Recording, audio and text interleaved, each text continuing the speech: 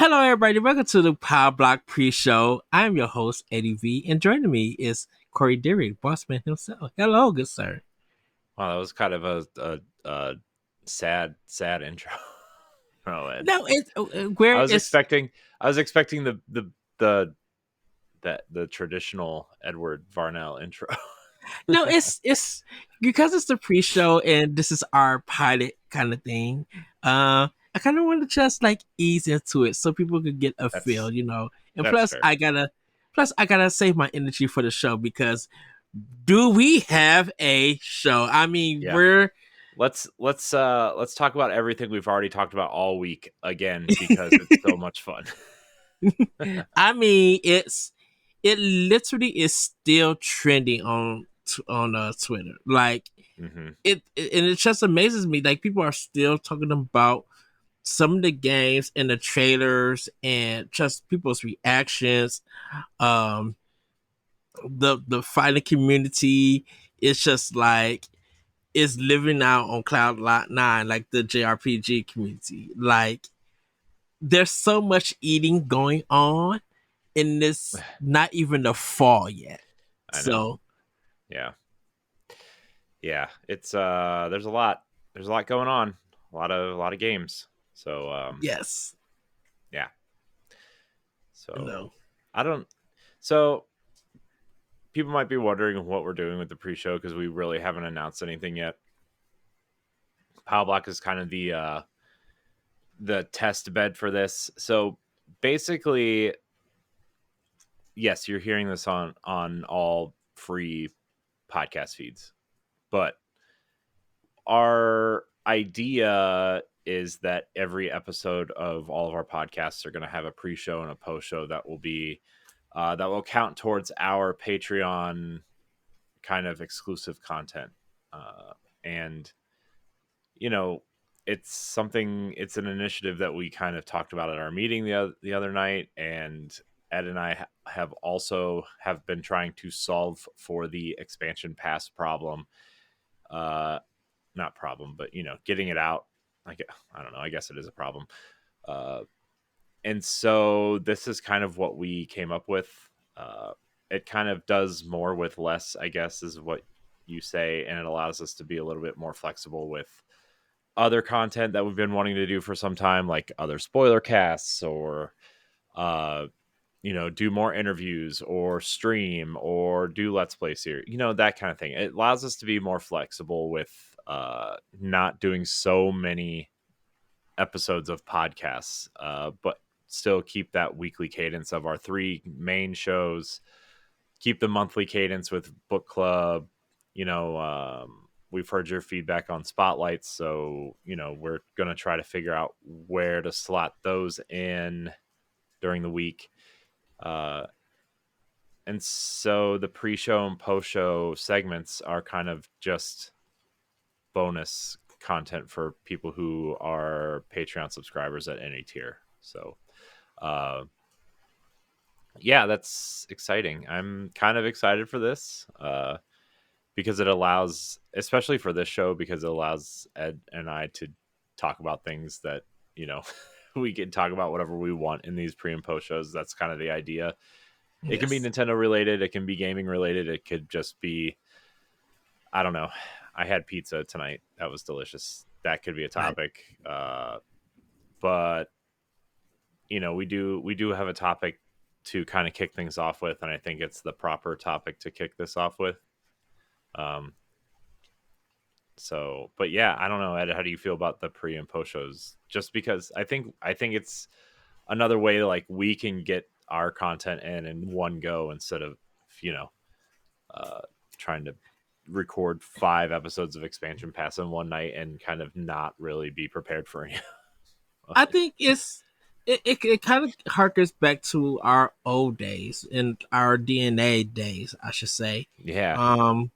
Where where even before the show would start, we would have these good discussions, and sometimes those discussions, maybe they would be 10 or 15 minutes, and we literally had to hold part of the discussion, and because like sometimes our discussions became our literal episode for Pow Block. Mm-hmm. Like when we didn't even have anything, just because our natural discussion of a topic, news story, or whatever, just the way we was feeling, it literally became our show. So Yeah. our 15 minutes sometimes used to go, we'll be like, well, we'll go for 45 minutes. No, it's an hour and 45 minutes and be like, I thought we didn't have a show. And because our natural conversation led into our show. So it Yeah. kind of gives people how we're feeling and we're thinking about gaming at that moment in time. Yeah. And like it it allows us to, in a way, personally for us, it allows to get us going. So when we actually get into the show, we're kind of like warmed up, we're energized, and then we're able to flow into the show. So Mm-hmm. I think this is cool. And like we normally sometimes before we even started doing this, just have like natural conversations about stuff, and then it'd be like, okay, showtime, let's go. Yeah. So I think it's gonna be good for people, patrons, I should say, to be able to hear our discussions and maybe even some behind the scenes things on certain topics and stuff. Yeah. Um, it'd be Yeah. good for them to get that insight. Yeah, it'll probably take like a month or so for us to get used to figuring out what the best route to go for, pre-show and post-show segments Mhm. are. But I mean, it's just going to be more of this, uh, and us talking back and forth.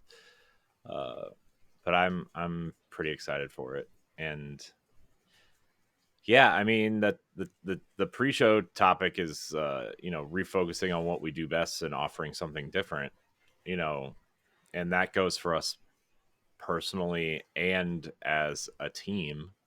You know, Yeah, I tried to stream last night, Ed.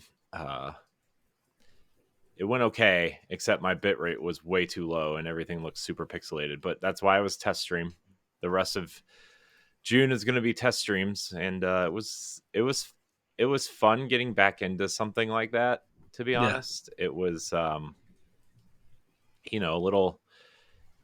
little rattling to try to talk to chat and my friend Mitch at the same time, and trying to pay attention to both, especially when like one monitor is right in front of me and the one I'm playing on is over here, and I have to keep like looking back and forth, and then there's a third one over here keeping OBS up and trying to, and then watching my laptop battery drain that I'm running the streams off of, even though it's plugged in. So I imagine I can get about a 3.5 to 4 hours stream at any time from the laptop. Uh, at least from what I could tell last night, I streamed for about, I don't know, Up 2 hours. about I would say about 2 hours and 45 minutes, because the first 20 minutes was me trying to had the stream on, trying to set up and trying to figure out what was working and what wasn't, and how to, That was before you know, you texted me, right? yeah. Okay. So there are like 2 or 3 segments up on Twitch right now, but I also archived the longest one on the YouTube channel. So that was Well, I fun, think. and it got me thinking, like, for episode 400, we should totally stream episode 400 live. Yeah. Um, we can talk about that later, though. I think that my question was definitely when we was talking. It's just like what is the difference of doing it through OBS and streaming from your console I mean, for the Xbox? so there's a few different things. OBS offers a lot more customization, in terms of the way it looks. You Mm-hmm. can run, you can link a Streamlabs kind of thing to your Xbox or PlayStation and kind of stream through there. I know, Xbox can definitely, handle a webcam also, which may be the route to go at some point. I don't know yet. I just don't know. Uh, but OBS allows you to play around with different things. It's Hmm. it's more customizable. Here's the thing. I don't know if it depends on what we're doing, I guess, too. Yeah, Also, if I want to stream Switch games, which more than likely I will be doing that most of the time, especially once the excitement around Destiny kind of dies down. you have to do that to OBS, so that I I can will have to do understand. that through a capture card. And well, I won't even have to do it through Mm. OBS. I can do it through the Elgato recording studio, but it's OBS is way easier to use than that, in my opinion. So Okay.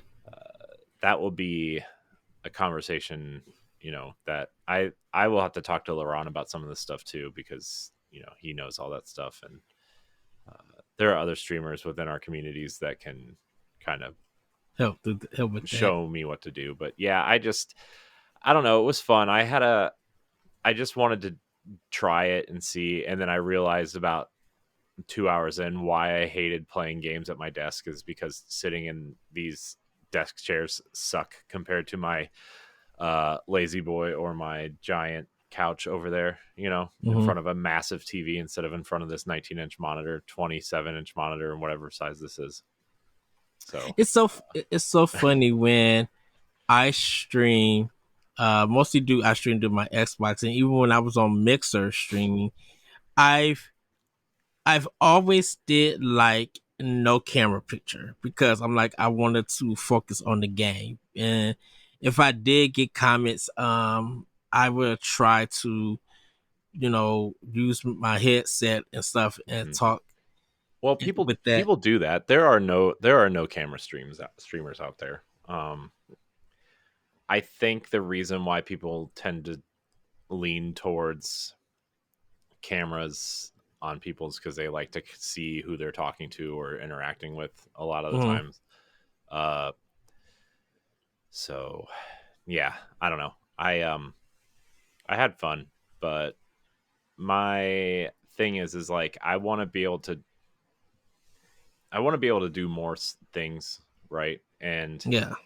uh, the things that happened this past week, which we'll talk about a little bit on the main show, kind of reinforced that we're doing too much in one space and not enough in the other spaces. And I would like to try to shift gears a little bit. And this, again, the pre shows and the post shows allow us to kind of do that, uh, and take the other nights and try other things. Or, I want to do a YouTube series on maybe, one of the other games that I want to play, like series that I want to play, or write some more, because Mm, that has worked out for us recently. And doing other things, like, you know what I mean, like I want to yeah. try other things, I want to do other things, I want to be able to point at a video and say, hey, look, we did this and this. And also, like, at work this week, I sat through a monetization kind of tutorial meeting, which was incredibly informative, and like something we've probably should have been doing the last 5 years and just didn't do, which is also annoying because of just how cheap and easy it is. I mean, it costs money, don't get me wrong, it definitely costs money, and the more you spend, the more eyes you're going to get on your stuff, right? But like, Yes. it's so stupidly easy, man. Like, I don't know why we haven't been doing this. And so, this week was supposed to be our week off from recording. Um, I think next week is going to be my week off from recording after Monday because, well, by the time you hear this, Stephanie and I are interviewing Aaron Grubb, the musician. Um, so Yes. that'll be fun. Super I've super I've never amazing. met him, but I listen to his music all the time. We've always had friendly interactions on Twitter, Yes. and I think Celeste interviewed him a couple years ago at one point, She did. Yeah, for and 1v1. this will be a nice refresher for the audience and a new experience for me because I've always enjoyed his music. So, and me, I'm the music guy here. I don't, Yeah, I don't, his I tend to not listen to a lot of music, but his is just so. you know. his renditions of Zelda music and arrangements is just it's so good, and it's just so wonderful to hear. Like it's definitely relaxing. Some is kind of joyful to make you feel in feel good, but when you hear his music, you hear his passion, you hear Uh-huh. his like ideas and just stuff that you just be like, oh, this is just a cover. No, this is Yeah. more than a cover. You This has this instrument and this arrangement, and it's just so good when Aaron does it. Like, yeah. yeah, You I know what like. Go ahead. you know what it reminds me of? And not in like the way it sounds or the way it feels, but like Hmm. his music reminds me of like, I don't know if you know who Lindsey Sterling, the violinist, is. Yeah. It reminds me of like her like early to mid career stuff where like she was really experimental and trying covers and trying rearrangements of covers. Like her Zelda video is incredible. Her Assassin's Creed video is really great. Like she has a lot of video game music covers that are really great. And Hmm.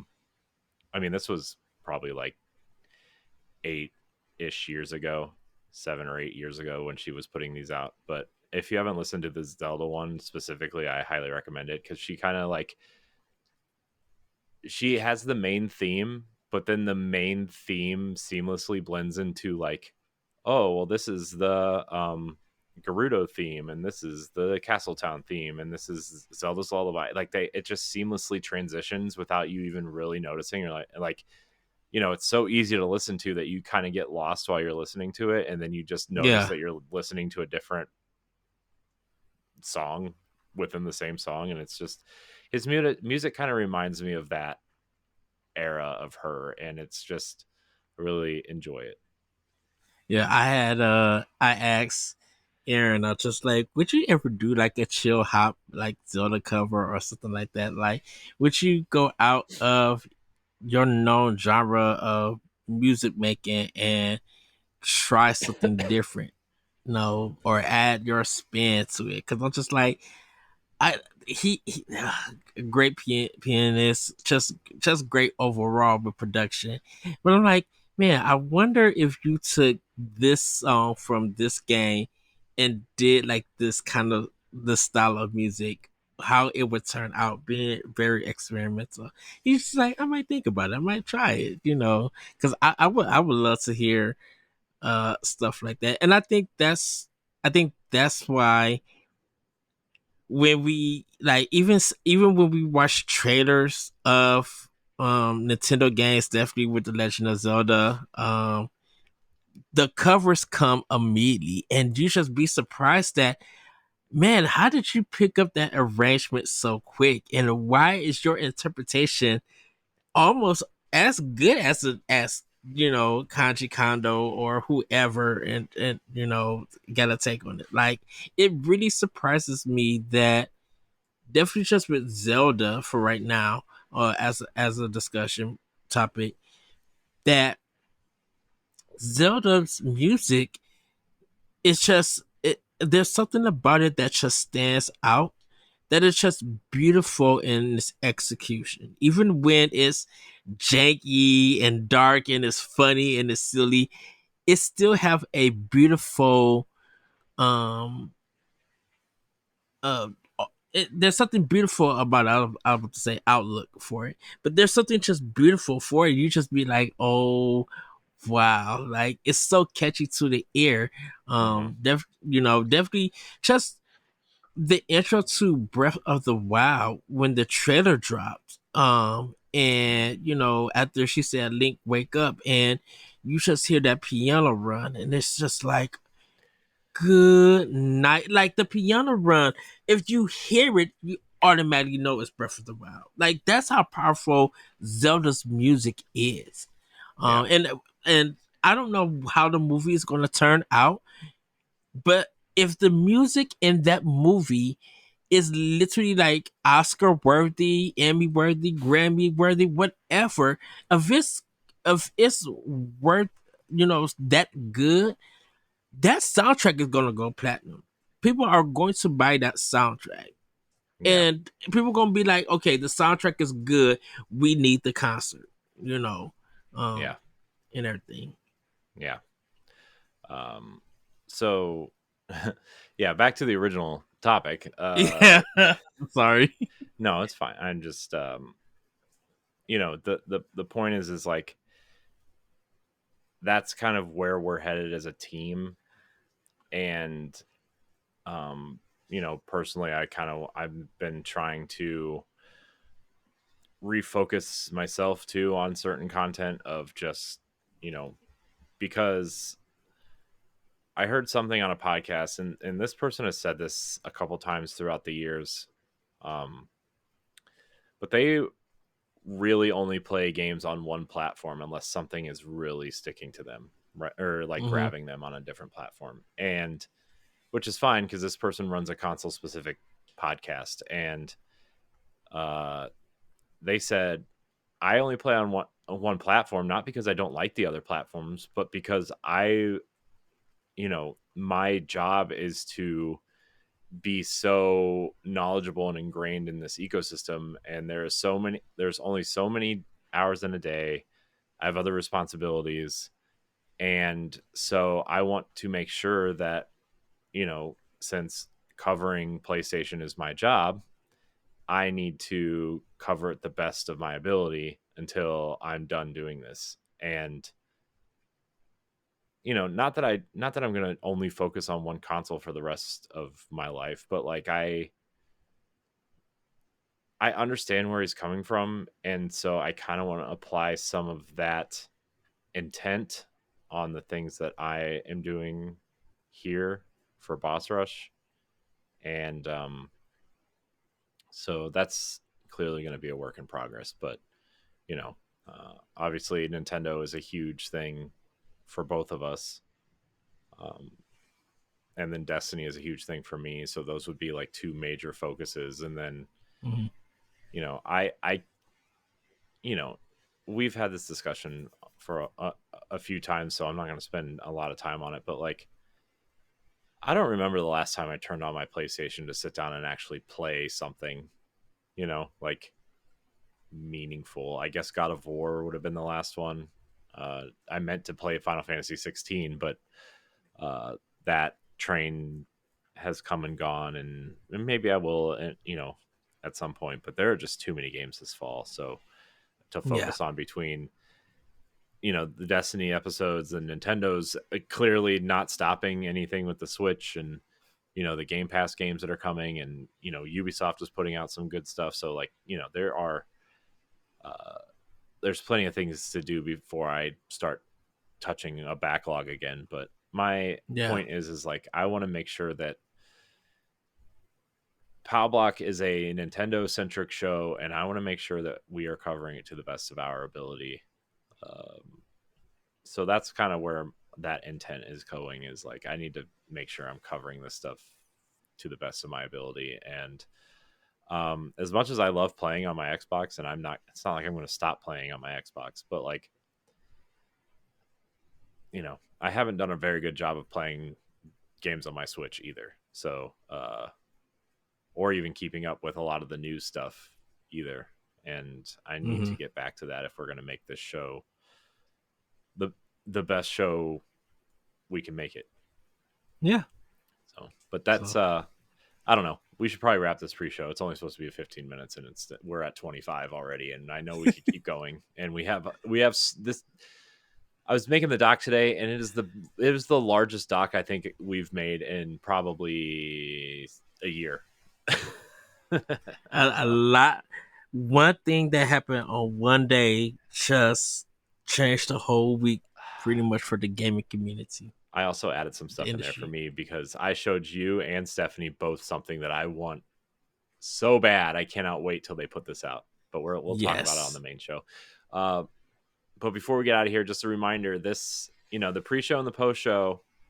This is episode 398 of Pow Block that you're listening to right now.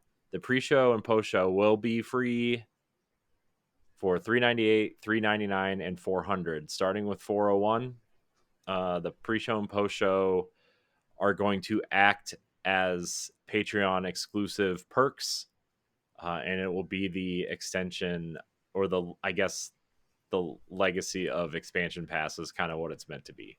So, yeah, I don't know. Any final thoughts before we get into this main show here, Ed? If you guys want to hear more content and more discussions, I join our Patreon. There's Yeah. always the right tier just for you. Yeah, as Corey. we roll this out, it's going to be, I mean, for $1 a month, I think, not to make this a big Patreon promotional thing, but I mean, I guess it kind of is, since this is going to be that segment for them. You're going to have however many episodes of Pow Block in a month, a pre-show and a post-show. Boss Rush Podcast has a pre-show and a post-show. And then After Dark will have one or the other. I don't think it's going to have both. I think it's going to have one or the other. We haven't really decided yet.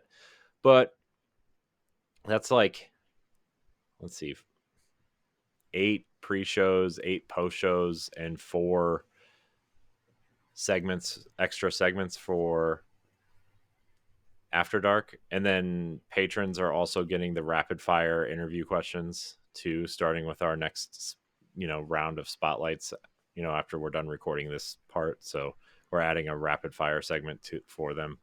So it's for, I mean, I don't know, for $1 that seems okay to me. I pay like $15 a month to Patreon for various things. So and some of them I don't get any perks. Yes. Yeah, a lot of good content, everybody. I also know that money is tight for a lot of people, and if you can't support us on Patreon, we do ask you to go to our YouTube channel and subscribe and leave us a nice rating or review on Apple Podcasts or Spotify or one of these other services that people use, apparently. So yes. Anyways, that's enough. Okay. That's enough plug. Well, everybody, we're going to get into Nintendo Podcast.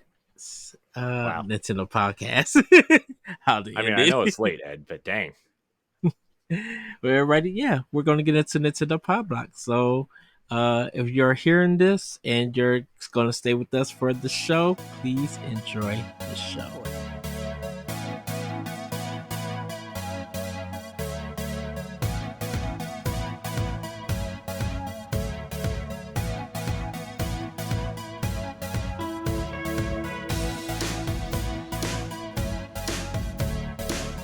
Everybody, welcome to Nintendo Pow Block here on Boss Rush Network. I'm your host, and I take excited interview. Joining me is the one, the only bossman himself, Mr. Corey Deary. Hello, good sir. Hello, Edward. How are you this, what is it, Saturday? Is that today? Still Saturday. Yes. Yeah. I am doing good, just preparing for the work week. Yeah, and, I ascended Tuesday, and then I came back to reality throughout the week. So I am super excited. We had a great Nintendo Direct. We're going to be talking about that in FamiNews. But I don't want to speak more because I want to hand this portion over to Corey because something happened to you. Well, we'll get into that after we do like the housekeeping. Are you sure? Because I want to give you... Did you not look at the new doc, Ed? Did you not see there's a section called current/upcoming content spotlights or guest appearances to plug? Yes, but I kind of wanted you to speak on how you're feeling after... We'll get there. Okay. It's been a great week, everybody. Well, last week was a great week, everybody, by the time you hear this on Tuesday. Also, like, I've been playing around with the idea of shifting this show to Wednesdays because of all the extra stuff we're doing to it. Mm-hmm. But TBD on that. We will definitely let you know the episode before we move it to Wednesdays. I don't know. The way our content is shifting, I feel like our week would be so front loaded that I kind of want to spread it out? Yes, thank you. Spread it out. Welcome. Anyways, I'm great, sort of. I'm a little bit tired, but I'm great. I tried to stream last night. That was something. Interesting. It was, yeah, I didn't know that the stream looked that bad. I need to raise the bit rate by about, I don't know, 3,500 or so. Wow. It's fine. I thought maybe, also, I think I'm going to like, anyways, well, I tried to stream. I need to adjust some things. I'll end there. I'll keep it there. So, Okay. anyways, I'm great though. That's good. That truly Had a great is direct. good. My week did about a big a 180 as you could possibly make from Monday to Yes. today. It's been quite the turnaround. I will say the Boss Rush audio and I should say audio. The video and the writing team, like we had all come together in our own, even though in our own separate ways, produced a lot of work just because of the Nintendo Direct. Um, Yeah. and so we have videos up there that you guys could check out. The Boss Rush podcast, they spoke their thoughts on it. We had our special guest David join us for the Nintendo Direct recap, so do check that out also. And then we got tons of great stories and coverage about the Direct on our website. So everybody do go check that out. It is really amazing that just from a 43 minute presentation, a lot of came out of it. And, like people probably by the time you guys see this episode, um, people will like kind of chilled out from the Nintendo Direct, but will probably still be interested to see what else could be coming this year, because I'm like, even though it was the wrap up to the summer direct with the Nintendo Direct, we still have the fall, and Yeah. there's I mean, possibility that we still have Gamescom, we still have Tokyo Game mm-hmm, Show, we still have yep, probably Nintendo's Fall Direct, we still have the Game Awards, which is not really an award show, it's an announcement show. Like, we still have a lot to go. yeah, There's still a lot of time to get Zelda on Switch, because we don't have enough Zelda games on Switch. We need the ones. Look, I want Wind Waker and Twilight Princess on the Switch as much or more than anybody else. But Twilight Princess has come out on 3 consoles and 2 of them nobody bought. So whose fault's that? And Wind Waker is also on 2 other consoles that nobody bought. So whose fault's that? That's all I'm saying. Okay, that's all I'm saying, is that I understand that those games are awesome and they need to be on Switch. But also, I have 3 copies of Twilight Princess on my shelf back there. 3 of them. same, 3. same. Okay, so I'm just throwing it out there that you all should have bought the consoles they came out on initially and calm down. Well, yes. So, but Corey, how about we get into some housekeeping? That'd be great, Ed. Great. Yes. Well, everybody, if you want to support Nintendo Pow Block and the Boss Rush Network, you can go to our Patreon at patreon.com/Boss Rush Network. Subscribing to tiers on our Patreon can grant you perks like the new exclusive pre- and post shows for Nintendo Power Block, voting rights for a spoiler cast and video game book club, exclusive question threads for a Spotlight podcast, early access to After Dark, and more. We even have a free tier to subscribe to. As always, though, sorry about that, everybody, your viewership and listenership is enough for us. Subscribe to the Boss Rush Network on YouTube and like this video. If you listen on Apple Podcasts or Spotify, or even if you don't, leave us a rating and a nice review on those platforms. You can find all of our banters, features, listicles, reviews, and more on our website, bossrush.net. Here's a cool thing about the free tier on Patreon. There is an RSS feed on Patreon that allows you to have all of our shows in one feed, even if you don't pay for them. So that's a nice thing. Yes. I mean, if I'm listening to, because there's a couple podcast networks that I listen to, and usually I'm that person that likes all my podcasts kind of spread out and not, you know, I don't like multiple shows popping up on feeds. And I saw the feedback that other people maybe aren't fans of that either, which I'm also addressing. By the way, Spotlights already have their own feed, so you can go check that out. The Boss Rush Spotlight podcast feed. But if you listen to a network and you like most of, if not all of the shows, and you listen to them on time, having them all in that one feed and kind of organized by show is kind of nice. So, Yes. I feel like I've been plugging Patreon more this episode than I have the last 2 years that we've had it. But, we're trying to build something. So, I kind of want people to know about it. Yes. It's fine. Well, Corey, there's some current and upcoming content, spotlights, and guest appearance to plug. So you wanna take over? Well, you were on Fun and Games. Your episode of Fun Yes. and Games released last week?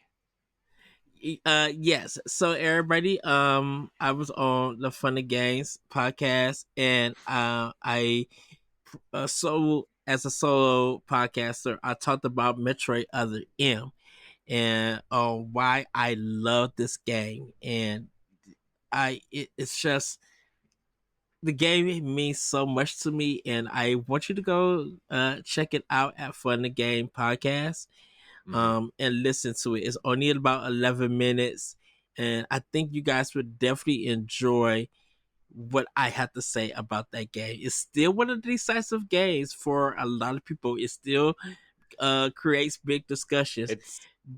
It's weird how do I want to say this? It's weird how that game got trashed so hard when it came out. And now there's a bunch of revisionist history. Oh, it's not that bad. It's actually kind of interesting. I actually like the 3D action adventure style Metroid game. It's like, come on, guys. It wasn't that bad when it came out. I get it. I don't want to hold the Wii remote sideways either, and I don't want to have to point at the screen to switch perspectives, but like, it wasn't that bad. It wasn't that bad. It was a good episode though, Ed. I enjoyed it. I listened to it. Thank you very much. I liked so Other yes, M. It was like one of the few games on the Wii that I actually liked. So it was the first Metroid game that I completed 100%. Like I got a straight 100% on my first playthrough. Yeah. Yeah, so everybody go check that out. Definitely enjoyed it. It's called Fun the Games Podcast. You will definitely enjoy my Metroid Other M discussion. Yeah, I actually need to record one tomorrow. Well, Sunday. I will have already recorded it by the time this episode comes out. Matt invited me to be on the show, so I'm doing it on a pretty recent game. Actually, I'm doing it on Senua's Saga Hellblade 2, because nobody seems to like that game except for me. So, and me. Well, you know what I mean. Like, you go on Twitter and everybody's trashing it, even though it's sitting at like a 79 or an 80 on Metacritic. I don't know. It's weird. I don't understand. But I'm going to talk about Senua's Saga, which I'm very excited for. I don't know how I'm going to put it into a 10 to 20 minute solo episode, but I'll have to figure it out. Sorry, Matt, in advance. They're going to have to edit quite a bit out, I guess. No, it'll be fine. But also, what? Go ahead. Sorry. Just a little behind the scenes with mine. I recorded my episode through Audacity, and I just did the edits there and then sent it to Matt.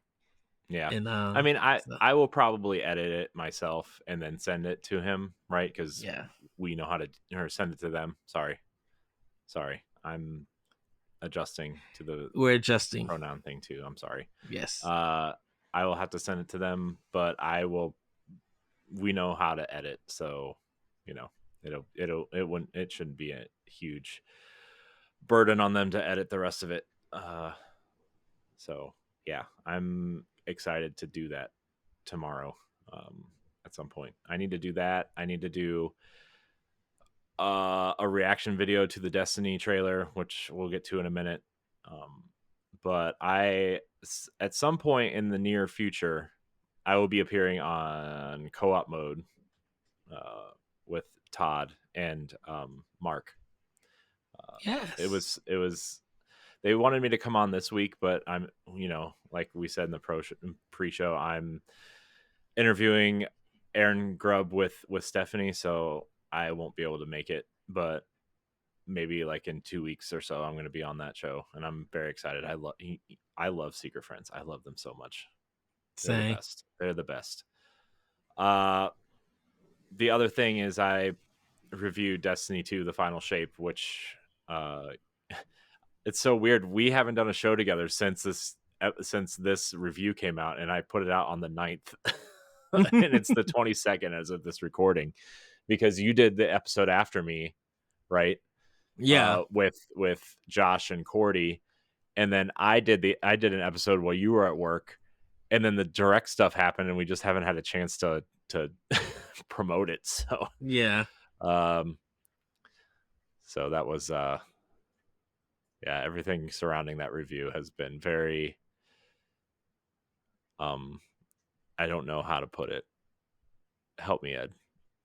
It was a big moment for Boss Rush, definitely for you, Corey.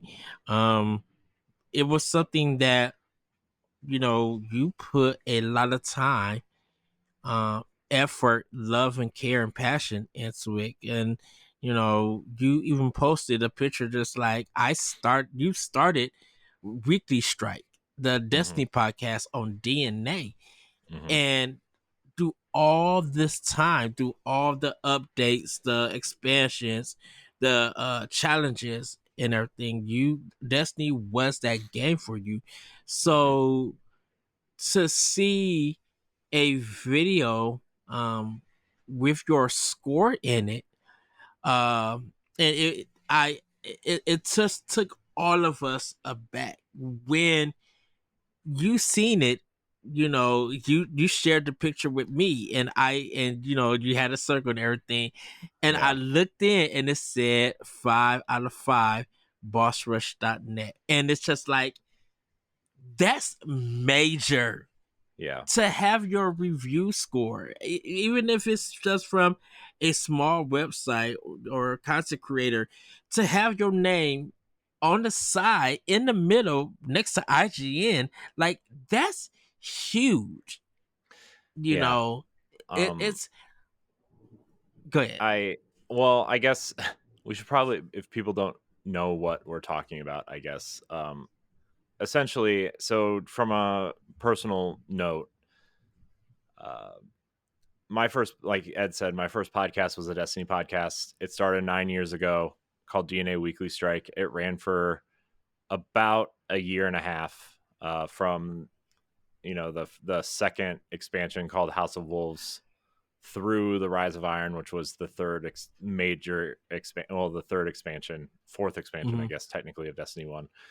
Uh, and then it ended, but that kind of kicked off this whole podcast network idea slash building all this. And essentially my love for Destiny has built all of this. I mean, obviously Pow Block has a huge part in it too, but my content creation career as an individual started with that podcast revolving around Destiny.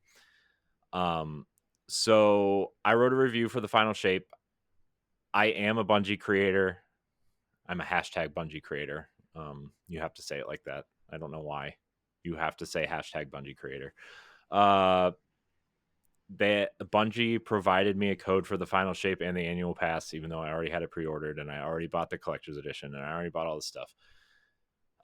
So you can take it with a grain of salt. You can take what I say, whatever. I have been pretty forthcoming about how not great Destiny has been in the past. So I don't know. I don't know if I need to defend myself really, but some people like to know that, I got to be open and honest with people, and they can do with it what they will, right? Yes. So I wrote the review for the final shape. Their PR company reached out to me and asked, it's Uber strategist, Sean from Uber strategist, nice guy. CJ and Sean have been perfect to work with, by the way, from Uber strategist. I can't say enough good things about them. They actually feel like people and not just a mailing list that you're on, which is 99% of the companies we work for. No offense. They've been great, and CJ handles a bunch of other things besides Destiny for us too. So it's been really awesome. I just can't accept most of it because it's all PC stuff, and I don't play on PC. But Sean reached out to me on Friday and said, "Hey, can we use the Boss Rush Network's review of Destiny 2, the final shape, in future marketing materials if we choose to do so?" And I had to sign a release. I had to read this huge thing that said, you can't change your review after you sign this thing. You can't, alter your score. You can't go back and change things. You just can't, a bunch of Everything's things, right? locked. Yeah. It's And, locked and in. it's pretty standard stuff for people who, we get stuff like that sometimes when we review smaller games and whatever. And, it's just kind of like, it's just a standard thing, but it's Bungie, it's PlayStation, right? And I didn't think anything of it. And I was like, yeah, sure, whatever. You gave me a code. This is probably just a standard follow-up for giving me the code, right? As a Bungie creator.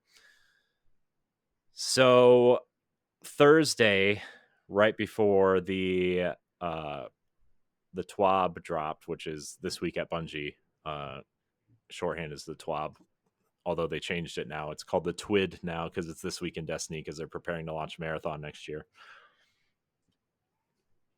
So it'll be this week in Marathon and this week in Destiny. The final shape accolades trailer dropped. And like, I don't usually watch the trailers when they pop up on Twitter. I'm just like, okay, whatever, a new Destiny trailer, whatever. For some reason, for some reason, I was like, you know what? I should probably watch this because I really like the final shape and I just want to see what everybody gave it. And our review was there. Our review is like on the splash screen at the end where they start, flashing like all the scores. And it took me a minute to like process that this was like a real thing that was happening.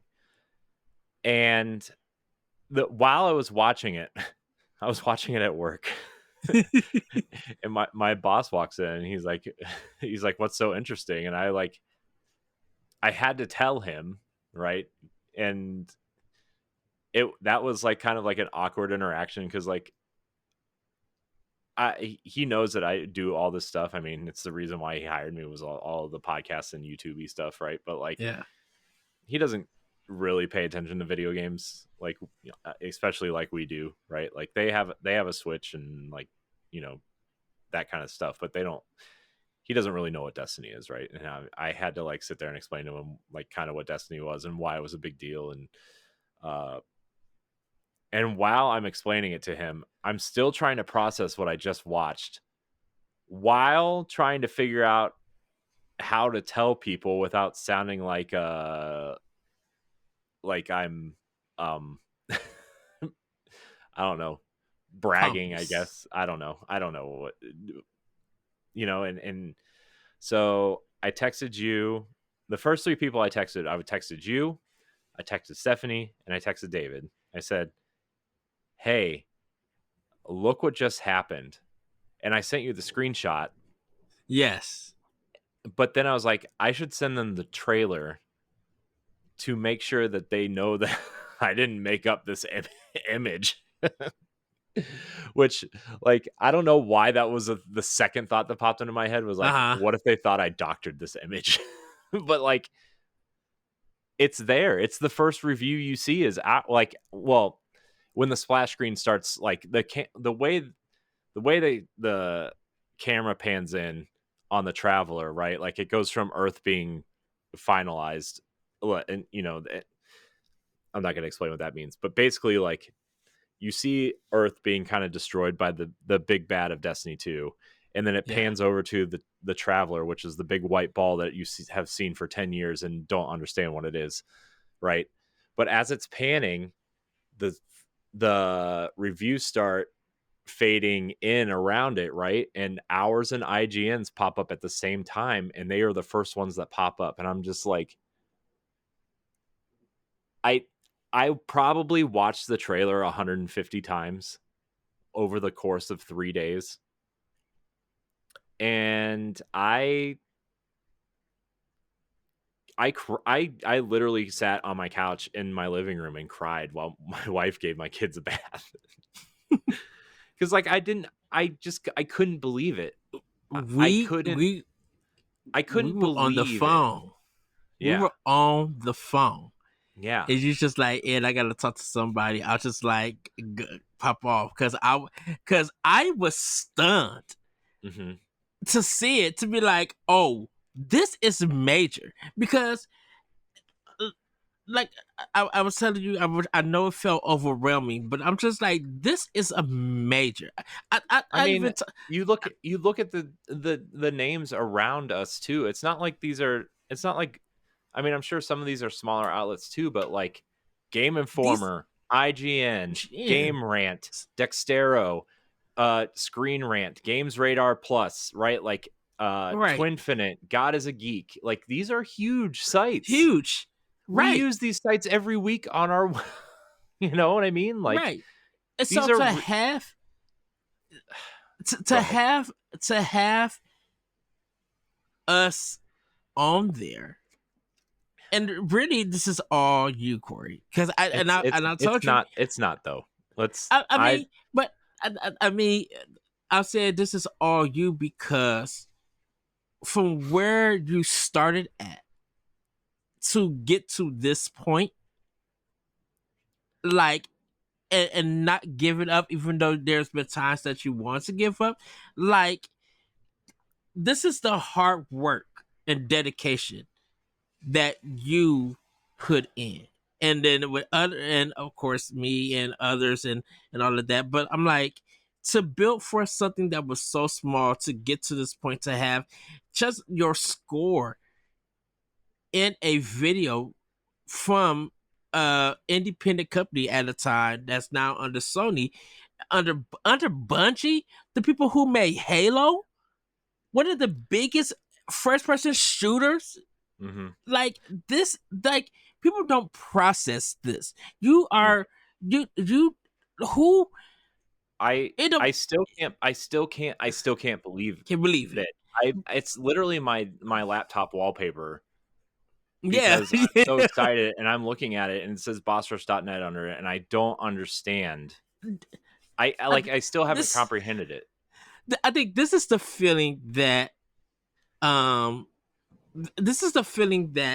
I kind of had when my article, before I even joined, me and you even met, my articles on VentureBeat like were showing up, and I'm like, this is Dan Shu, the person I love as editor-in-chief in EGM, is producing on their front page. I had some crazy writings, but like the person whose work I have been reading ever since he joined EGM and was at One Up, until they left and closed down. Like, to have my articles on that front page, it's overwhelming. I'm like, I worked without me even knowing how hard I worked. I'm like, my love for video games is now showing. My love for writing is now showing. Now we got a team that can make my writing better. Shout out to the writing team at Boss Rush. Yeah. I'm like, if I had a friend like you, I would have been showing you crazy, like Corey. My article was on VentureBeat. Well, you Like know, that's you the know what kind I, of feeling that I had.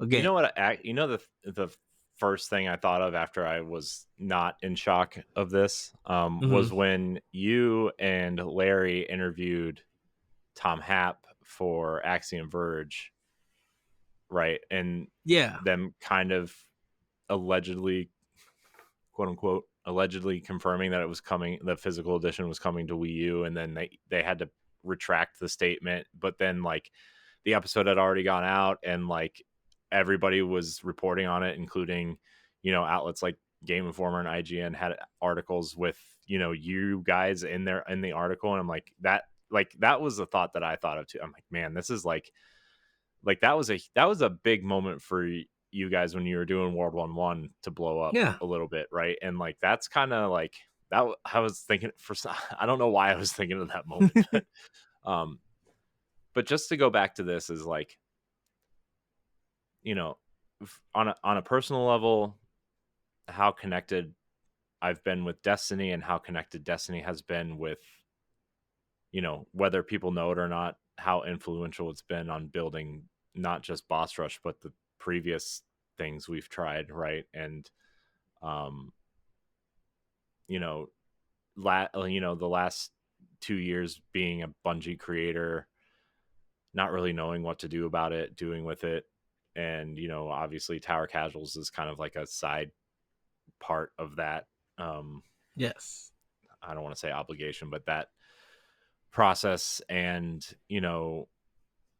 trying to keep up with everything and trying to keep up with the collectibles and do things with the collectibles and post them on Instagram and socials, and trying to figure out how to do more under the hashtag Bungie creator brand. And them giving me a code for the final shape kind of felt like the full circle moment of like, oh man, I finally made it. Like I'm getting codes for these massive games to review and play, and kind of like that for me was like the moment where I was like, "Oh, I don't know what to do because this is such a huge thing." And then to see this in not only on Bungie's website and Destiny's, or Bungie's website and Destiny's YouTube channel, but I mean, it's on the PlayStation YouTube channel, like directly as a PlayStation branded video. It's on, the PlayStation Store. This Accolades trailer is on the PlayStation website, the store website. When the store updates on Tuesday, this trailer is going to be under the Final Shape store page. Mm-hmm. Like our name is going to be everywhere. It's on the Xbox YouTube channel. It's on the Xbox store right now. I checked yesterday. yesterday. Uh, and like I'm just on a personal level, I am incredibly like, this it's like when we were at PAX, like this is just, and people were kind of recognizing us in the name and the brand and everything. Like it just kind of felt like we had made it. And this was another one of those moments where like on a personal level, it felt like all the work that I personally have put into everything was worth it, and all the things like I've ignored in life over the last decade or so. And you know then I look at Boss Rush as a whole, and you look at the team and the writers and the hosts and you know the producers and everything, and like this whole thing that we've all put together. And the writers that put stuff out every day for us to Mm-hmm. even get noticed at all, and the podcasts for people hosting, co-hosting and hosting the podcasts that get noticed, and us going to events where we get noticed, whether I'm there or David's there or you're there or Stephanie or various other people within Boss Rush, right? Like, and then the stuff that Cordy is doing on TikTok and Instagram with the reels. And you know uh, this this is what I said in the writing chat on Discord, and then we can kind of move on from this, because I don't want this to be about this, right? There's you know I might talk about this in a separate video, I might not. I kind of held on to it for a day, to be honest. I didn't, like not like I shared it with you guys because this is a big step for Boss Rush, but I didn't share it on social media until the day after. But none of this would have, like, this is what I said in the writing chat. I said on Discord, I said, this is a huge win for Boss Rush. Like, yes, this is my review for Destiny, but everybody posts things every day, or some form of everybody posts something every day, whether it's an article or a TikTok or a podcast or a video, sharing it across social media, sharing the content, getting eyes on the website, getting eyes on the brand, getting eyes on everything. This is a huge win for everybody. This just happened to be the one review that got plucked and noticed and picked out. Mm-hmm. And it just happened to be mine. And I'm incredibly grateful for that. But, I owe a lot to the writing team. I owe a lot to David. I owe a lot to Stephanie for like keeping me in line. I owe a lot to you for making me do this in the first place after everything that happened with Nerds Gone Rogue, right? Like, I don't know. This is a huge moment for the team. And I'm still in shock that this even happened, right? And there are a lot of things that, I do outside of the camera stuff, right? That I'm trying to make us better in a certain way, or I'm trying to make connections, or I'm trying to get people on our shows or be guest hosts on other shows. And I don't know, it just makes all that work because 90% of the time you're ignored, right? I mean, how many people have you reached out to that you're just ignored, or they say no? But there's always the 10% that say yes, or the 10% that acknowledge you or recognize what you're doing, and it just kind of, I don't know, that 10% makes it all kind of worth it. Yeah. I don't know. I don't want to spend any more time on this, but I know Pow Block is our most listened to show, and I know a lot of the writers listen to it. So they need to be acknowledged for this too, Yes. And this review is only as good as it is anyway, because Stephanie and David edited it and put it through the process and, do whatever their magic. I just wrote it and said, hey, help me, so, but thank you, Bungie, for doing this. Thanks to PlayStation. Thanks to, Destiny for being around as long as you have and is influential, I guess. But I don't know. This was a huge deal, and I'm getting emotional just thinking about it. So we should probably move on. But I'm looking at the numbers right now, and I just can't believe it. I just can't. Well, Corey, everybody deserves credit for this. Everybody at Boss Rush deserves credit for this. So yes. Well, Corey, we do have plans for Expansion Pass Everybody, but more details will come in the next week for it. Yeah. Well, I mean, we kind of talked about it on the pre-show, but we're going to have more definitive plans probably next week, and we'll share them with you. But essentially, Expansion Pass will probably be integrated into our post show. We'll get there. Ed and I are having discussions this week about how to handle that. So I'm excited and excited about it. That's all. If you want to see how you can become a Patreon, head on over to patreon.com/bossrush. Patreon producers for this week are Gabriel Martin, Austin Campbell, Roberts, Christian S., Deer,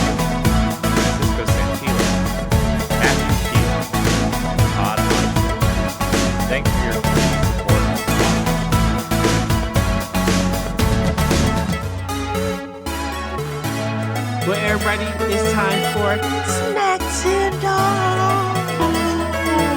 Yes, 37 minutes into the show. Well, I'm gonna go first, Corey, because this is a journey that I went on. So just please bear with us. So Friday, I was supposed to go to another store after work and kind of help them out. I thought I was going to be cashiering or closing. Didn't know. I get there and I see another manager, and they're working. And so I called that store's manager, and we got it all together. We got the confusion. They apologized for not updating me. So I was just like, well, I'm right by my favorite sushi place. So I go to to the place, and I get my salmon king of salmon roll. But I also get this cherry blossom cola. I don't know if I ever talked about this on the show. I may have, but um it's this kind of cola that has a RC taste to it, but it's it smells like cherry blossoms, which is really a nice sweet smell, and the aftertaste is so nice and mellow, and it's just so delicious and everything.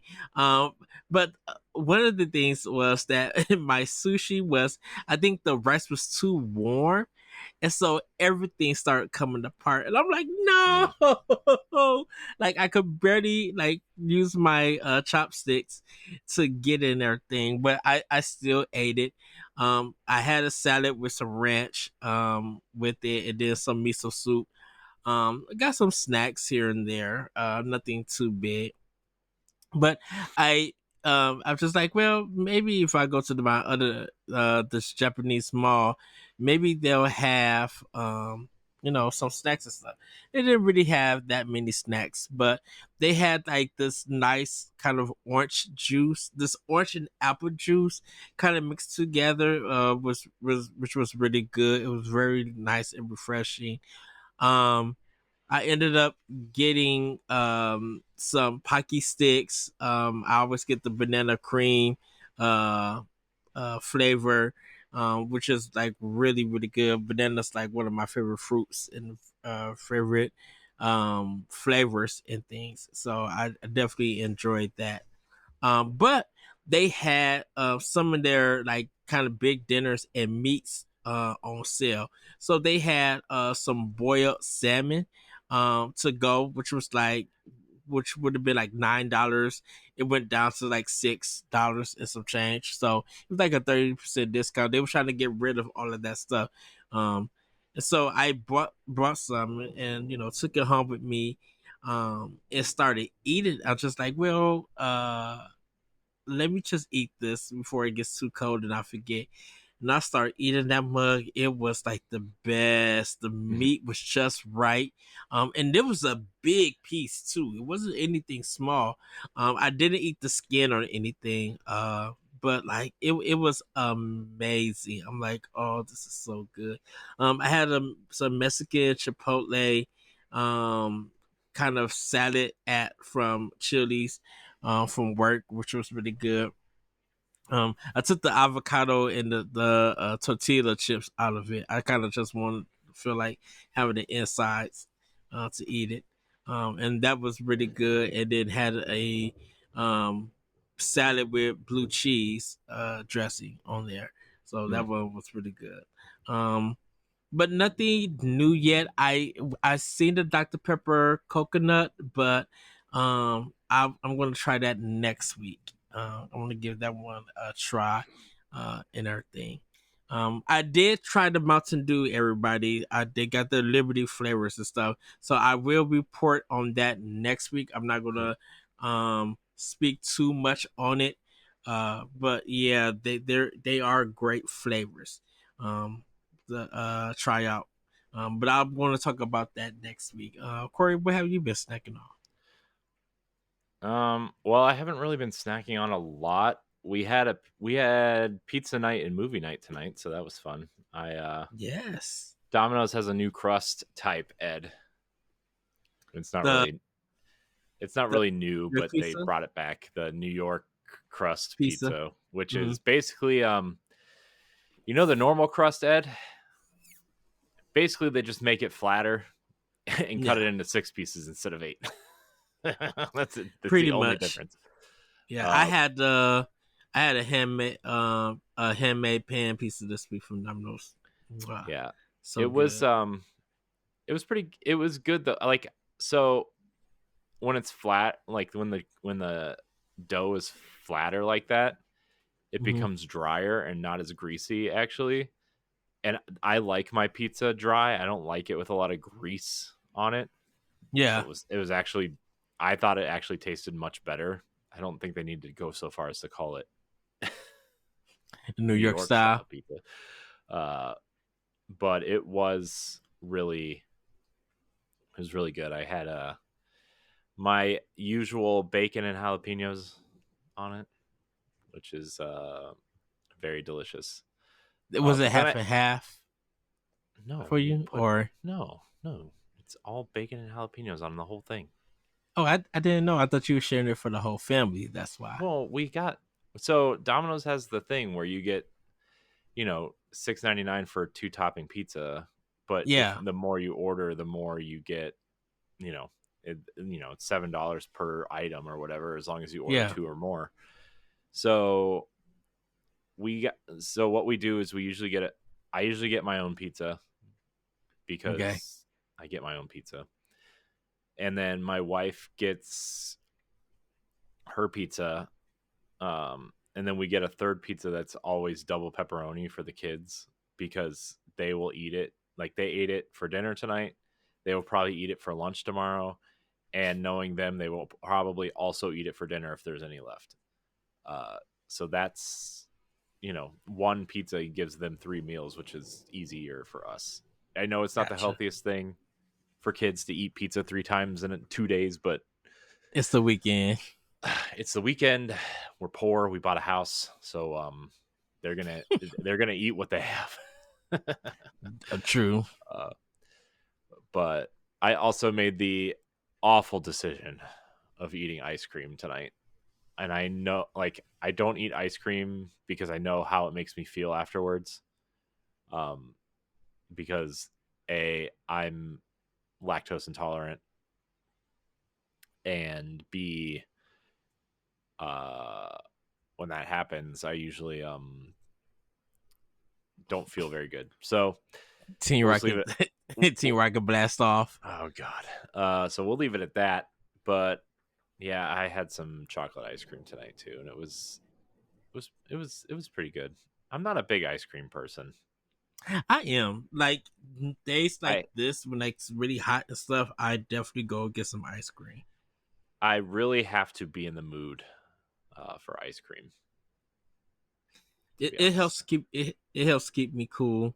Um, during times like this, like when it's just hot, I'd be like, I gotta get some ice cream, like to keep myself cool and Yeah. everything. So that's kind of all. I didn't have any pizza rolls today, Ed. Oh, This is like rats! the first Saturday in like 6 months that I haven't eaten pizza rolls for lunch. Shoot, Mostly because I was working on updating our administrative stuff for Boss Rush, our docs, and filling out our Pow Block doc to include new mm, things and whatever. And so, uh, but yeah, I love pizza when it's good. I love pizza. I've grown to become more picky about pizza though, which is, I don't know if that's a good or a bad thing because I just used to eat garbage pizza all the time mm. and was fine. I'm learning to uh like when I cook different pizzas and stuff, like different brand pizzas and stuff. I'm learning to be like, okay, if I do this time for this pizza, I'll see how it turned out. But like I said a couple episodes ago, that I now just take 2 minutes off from its initial time. And then when it comes out, I still let it do this 5 minutes of cooking. and stuff. But when it comes out, it just comes out just right. And I'm like, yeah, I think I kind of perfected it, and I'm super happy with it. Yeah. Yeah. Well, everybody, it's time for Play with Power. And I okay, so I have been playing Metroid Zero Mission, loving that game. I'm playing Unsighted, which is like a top-down action game, where you are this robot, and You say know, Unsighted? yeah, Yeah, that game's cool. It's got a Majora's Mask element to it. yeah. But so I cut the time limit off for it. I kind of want to, be able to explore and things like that. So I'm enjoying it that way with it, but it's a great action game. I am like kind of loving it. Getting uh I think I have 3 gems right now. I got 2 more that I need to do. The boss fights have been challenging, but they've been good boss fights for it. So yeah, it is a really fun game. And a great soundtrack, and the game is available for Switch everybody, so I do recommend playing that. I'm going to save the Destiny talk for when you talk about Destiny, Corey, because I I have some feelings about, and it's more of the Yeah. mechanic Ed's than not playing it right, basically. it's more the mechanic than it is the game Which itself. mechanic? The darkness zone? Where you die and you have to restart? Yeah. That's the So this is a problem that I have with it. Is that if it was just only for boss battles, I would be fine with it. But because it does the Insomniac thing where it is too long and it's dragged out, it like to redo all of that over, and I understand that it's designed for you to have multiple players, but it feels like they didn't take into account that what if you just want to do single player. this whole expansion is designed around a single player experience. They even designed the zone to where other people can't come into the zone with you unless you invite them. It's a single player experience. This entire expansion was designed around a single player experience. That was like the big deal. That was like the whole point of it. Okay. Come on, Ed. Because you said I'm playing it wrong, and it's not that I'm playing it wrong. It's just that I just like to tell you you're playing it wrong. I didn't really mean you're playing it wrong. Kind of. I'm just saying that it is too long of a battle, and so we do it over and over because it's not your which fault. Part is it? It's every time I encounter it. I just don't like just the dark zones. I just don't like it when it locks me out because I don't like it because the fights are too long. And it's just they're not long. You just have to figure out the mechanic to make it shorter. But there is no mechanic to make it shorter. That's the problem with it. There are mechanics in every single darkness zone. I promise you, there are mechanics that make it shorter. It does not feel like it. You have to figure it out. How? Because the thing about it is that I'm running around the whole map,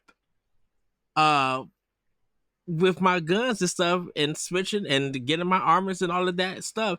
It is still taking too long, and that's why I say it's the Insomniac thing. That when sometimes I feel like it's in certain games, I feel like if your fight is feeling close to almost 25 minutes and it's just a regular fight. 25 minutes? There's no fight in that game that takes 25 minutes. Yes. The longest any of the fights took me was like 10 or 12 minutes. Maybe. It takes me longer than that because I keep dying and I got to restart it all. I don't know what you're doing. Are you playing on the legendary campaign on accident? No, I'm playing it on normal. Everything is literally on normal.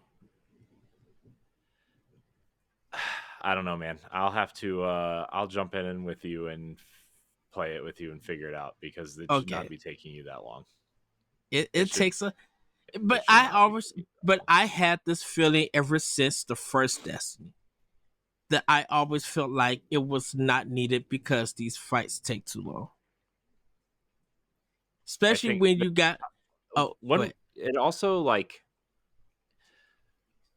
it also expects you to know how to play the game because it's 10 years old, right? So Mhm. it doesn't handhold you to show you how to use certain mechanics or how to like when the best time to use certain mechanics, right? It just expects you to know that because it a lot of it, especially the final shape, which is like essentially a love letter to everybody who's been playing since Yeah. the first game, right? It's, you know, even Destiny 2, I guess you could, you know, the beginning of Destiny 2 at least. Like it's designed to cater, this expansion is designed to cater to the nostalgia for everybody that has been playing. And Hmm. in that nostalgia, it kind of expects you to know how to use, even though the subclass is new, it still expects you to know how to utilize the things within the subclass. And it expects you to know which situations to utilize those things. And you haven't played in a long time, right? And so, and since Yes. then they've changed the game 3 or 4 times since you played anyway. Yeah. And so that is probably why you're having a difficult time with it. I think it's more of because my thing is definitely okay. What Let me get class are a you playing as? hunter. Okay. Well, And the thing you should about be having the and, best time because this campaign is designed like there's well, I there's specific dialogue designed specifically for hunters because Cade and Crow are both hunters. yeah, And they have like there's different story beats if you're a hunter, which is so awesome. I got to the part where um so I just got my knife ability that I could throw and then teleport and then swing it around. Um You just got that? I just got that. I've been having a hard time because of the dark zones. If Well, I'm in a that's regular if I'm in a regular fight, I have like literally no problems and everything because I'm of course I'm using my assault guns, my pulse rifles. If I got to use a handgun, I usually use it and everything. But like if I want mad damage, okay, I gotta hide around, sneak around so I could snipe and everything. So I just when you were streaming yesterday and I wasn't responding or anything, I was telling you because I was in a dark zone stuff and I can't pause the game and speak to you or anything. It's because I I know. have to focus on this dark zone. If I've already spent if if I have spent a long time fighting everything and out of nowhere I get hit and I die, all that progress that I made is done. I gotta redo over. They Mhm. don't make it. They don't make it easier. They don't make it easier because of the dark zone of not being able to respond. If I die, fine. But if I could just continue to where I'm at, Mhm.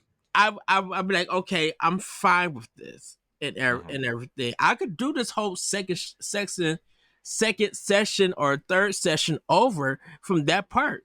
I would love to do that, but to do almost 3 or 4, all of that all over, that I'm like, Yeah. that's ridiculous. And then if I die, I gotta do all of that from the beginning, and that's it. It.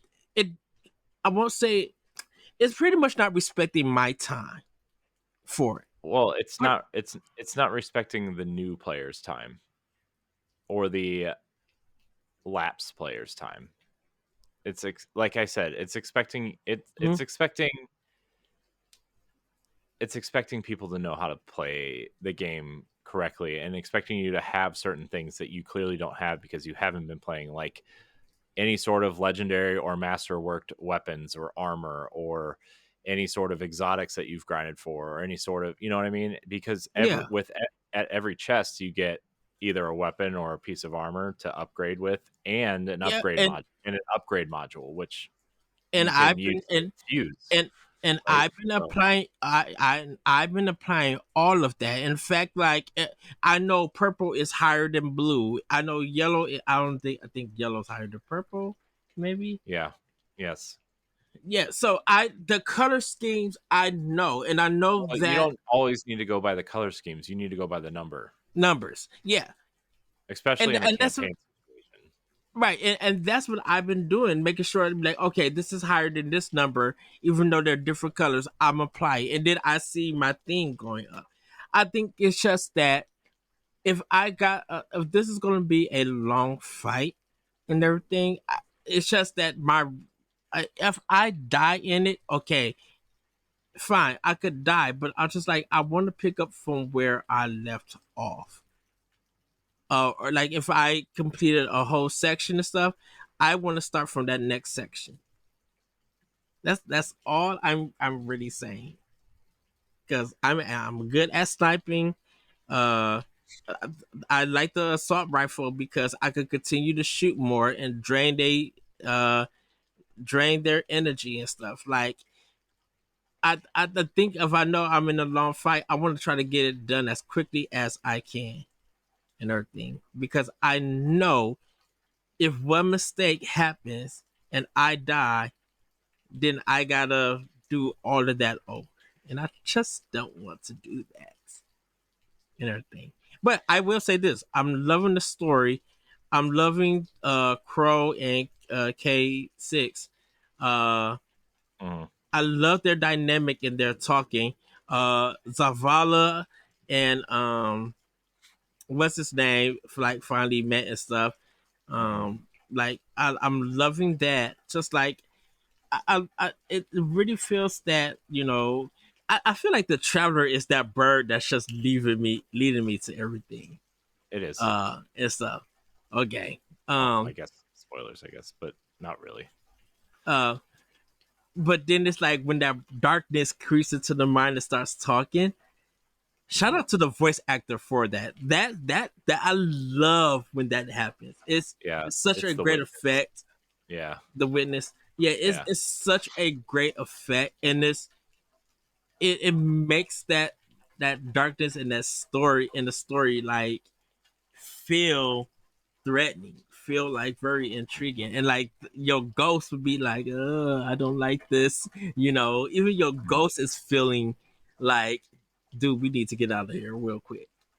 Yeah, it's it's a really good campaign. I want to replay it. I have been debating on whether or not to go through everything on my warlock again, but Mm, I am really behind on my warlock, and I really don't want to put in the time on the other campaigns right now to do that. But yeah.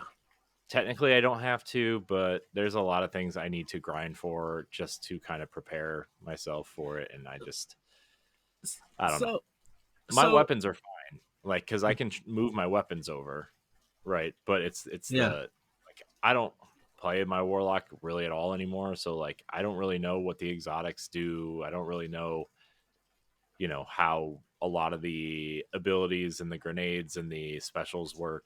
Like I need to figure all that out. So I'm assuming that when I get a weapon and my slots are all full, I gotta go back to the tower to get them right. Uh, no, you can do it at in the Pale Heart. There's a vault in the Pale Heart.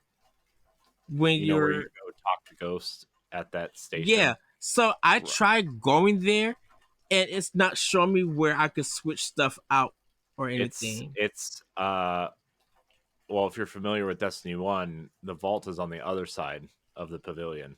So if you're looking directly at ghosts at the like as like a vendor, right? Yeah. You look at Ghost and you turn left and you go straight over. You'll see the vault emblem kind of pop up once you get It's closer like a to it. green one, right? Yeah, yeah. Yeah. And then you can put stuff away in there, and then you'll have to go to the postmaster, which is kind of by Ghost, to pick up the stuff that you have lost, like that you couldn't pick up. So it's, I don't know, it's all there. Also, you can just download the app and switch it out from there. Because Either I'm the just Destiny like, 2 app or the app that I use. A lot of people use Dim, which is Destiny Item Manager. yeah. A lot of people use Dim, but I use the Ishtar Collective app, which is very useful because it also has like the lore and the story and everything in it. So, but it also has like item manager in it, which is very useful. And like it has they finally implemented this into the game, the loadouts, but like you can actually set loadouts in Ishtar, and I think it's called Ishtar Commander actually. Ishtar Collective is the website. Yeah. Because that's just like, for me, I think my combo is sniper rifle and assault weapon. And then my second would be the pulse rifle if I need it. Um but I'm like I like the assault rifle because of the continuous shooting to my gun runs out, and then the auto refill, and then I continue shooting stuff. Snipers I could, because it takes off so much damage. Um as long as they can stand still, or I could get that good old headshot, I could pop them. Because um I was in while you were streaming yesterday, I had that big uh it was kind of like a Titanfall giant and everything. I had to break his shield so I could shoot his middle part and everything. So I'm on top of this house. Um, what is his name? Kamir? No. Uh, Wait, on top of a house? yeah, it's the blue guy. Oh, Zavala. But the is that Zavala? Yeah, Zavala's. Zavala. Yeah. Okay, Oh, yeah, you're at the house where he's like where he mourning his put that. family or whatever. Yeah, and he had put that shield around and they attacked him. I defeated that. So I'm at the part where, like I said, I just got my like next special weapon or ability. So Uh, I'm at where the ghost said, "This is where I found you." And it's yeah. all of those cars. You're like pretty close to the end, actually. Okay. I think. Yeah. Yeah, because like, yeah, you're probably like at least 2/3 of the way through, probably further. Uh, Okay. Yeah. it's that final fight though against the witness is, well, I should say this: the final mission of the campaign against the witness was really hard. The final mission that they give you, that's not part of the campaign, but it's really the final mission of the story that Yeah. you have to go to a separate thing to do. The 12 Yeah. person mission is incredible. But yeah, I don't. I will. We'll talk. We've talked an awful lot about Destiny here. Uh, Yeah. we'll talk later about it, but I will help you through some of that stuff. And I would also like to get a second character through all this stuff. So maybe we'll run through it and have a better, Yeah. you'll have a better experience when you play with somebody that kind I of kind knows. of I kind of want to go through the main campaign that they put in after they took out the original one. Oh, I the kind of new want to light know what. stuff. Yeah. That, I mean, that's the stuff that teaches you some of the mechanics of the game, but it doesn't really teach you anything. And Shahan sucks. So, Okay. I mean, it's fine. We can. I have to do that anyway. We'll run through the new light stuff together, and we'll run through the campaigns together. We'll figure that out at some point. Uh, so we'll figure it out Yeah. Yeah. offline, though. But that's it for me, everybody.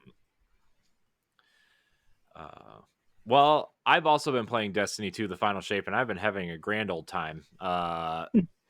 I finished. Obviously, the campaign stuff has been over for me for a while, but I've been playing the new episode that's out. There's two. There's 2 Act 1 of episode Echoes, which is really interesting. So the whole concept of uh, Echoes are that since the witness is gone, the darkness has no leader. And so it's causing a power struggle throughout the galaxy and creating chaos, right? And Yeah.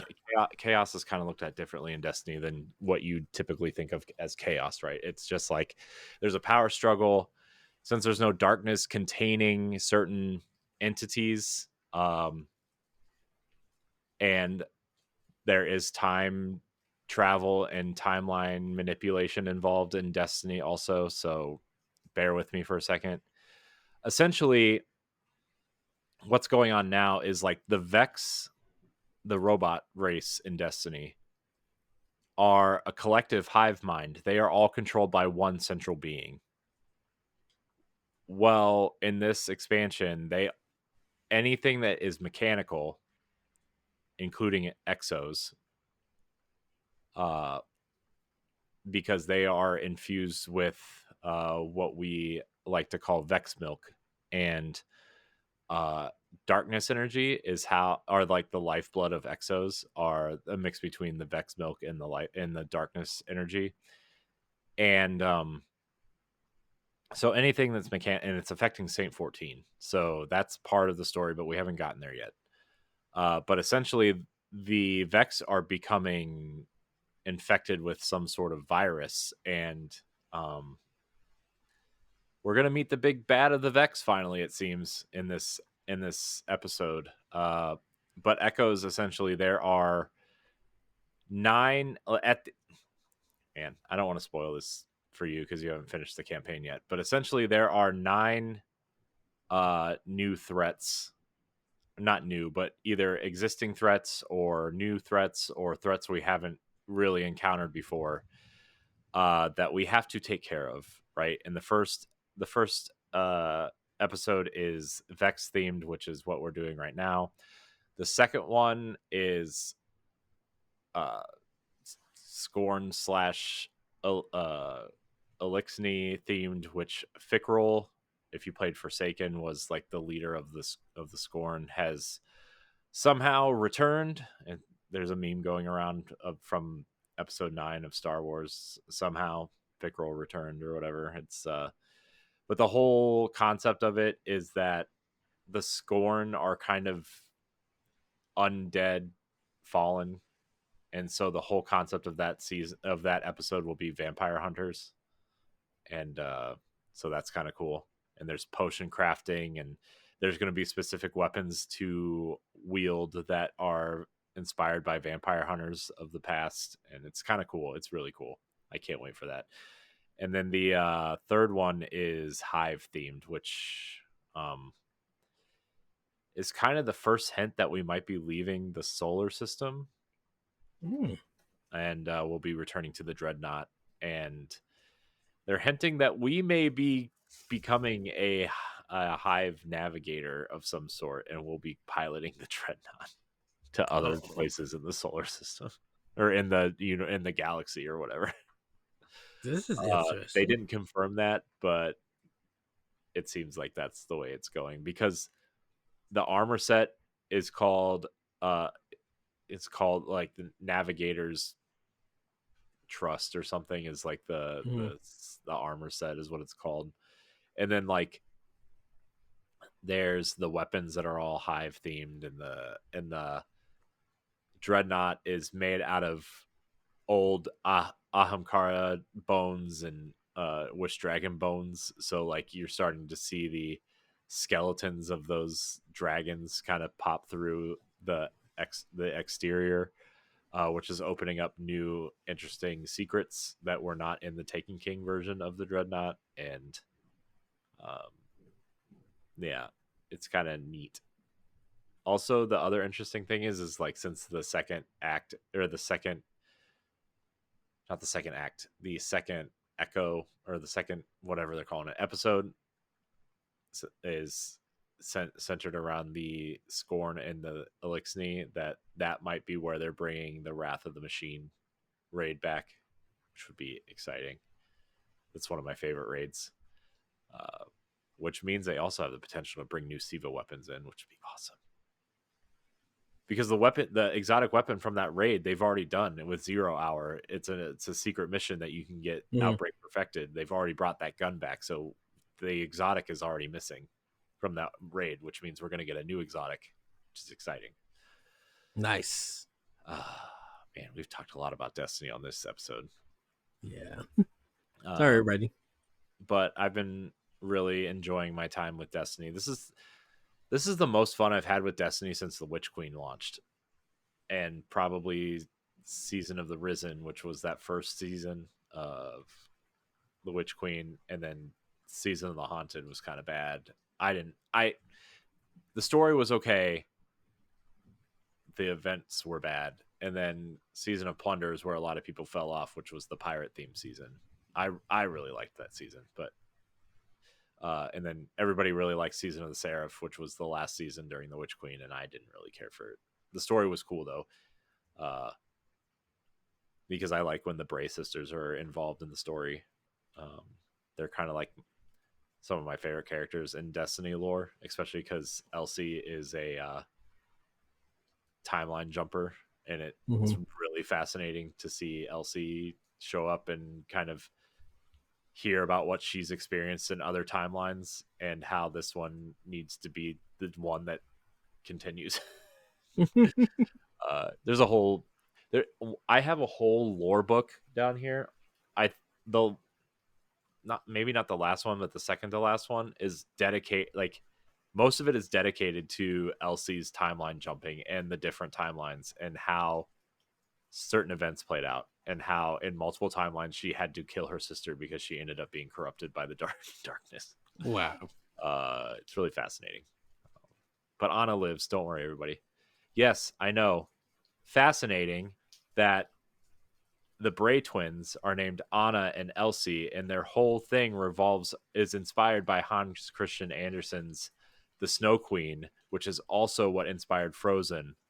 So just throwing that out there. And their whole Russian background with dealing with Rasputin and the war mines and the nuclear wastes and the,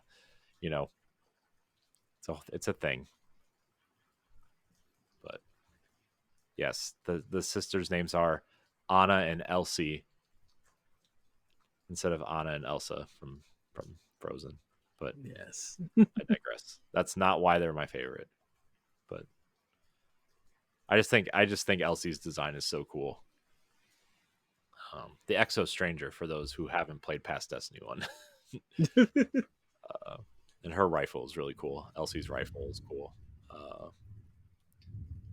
So anyways, I've been playing that. I've also been playing a lot of Tetris Effect Connected before bed, because I'm obsessed and I refuse to start new games for some reason or play games I haven't played before.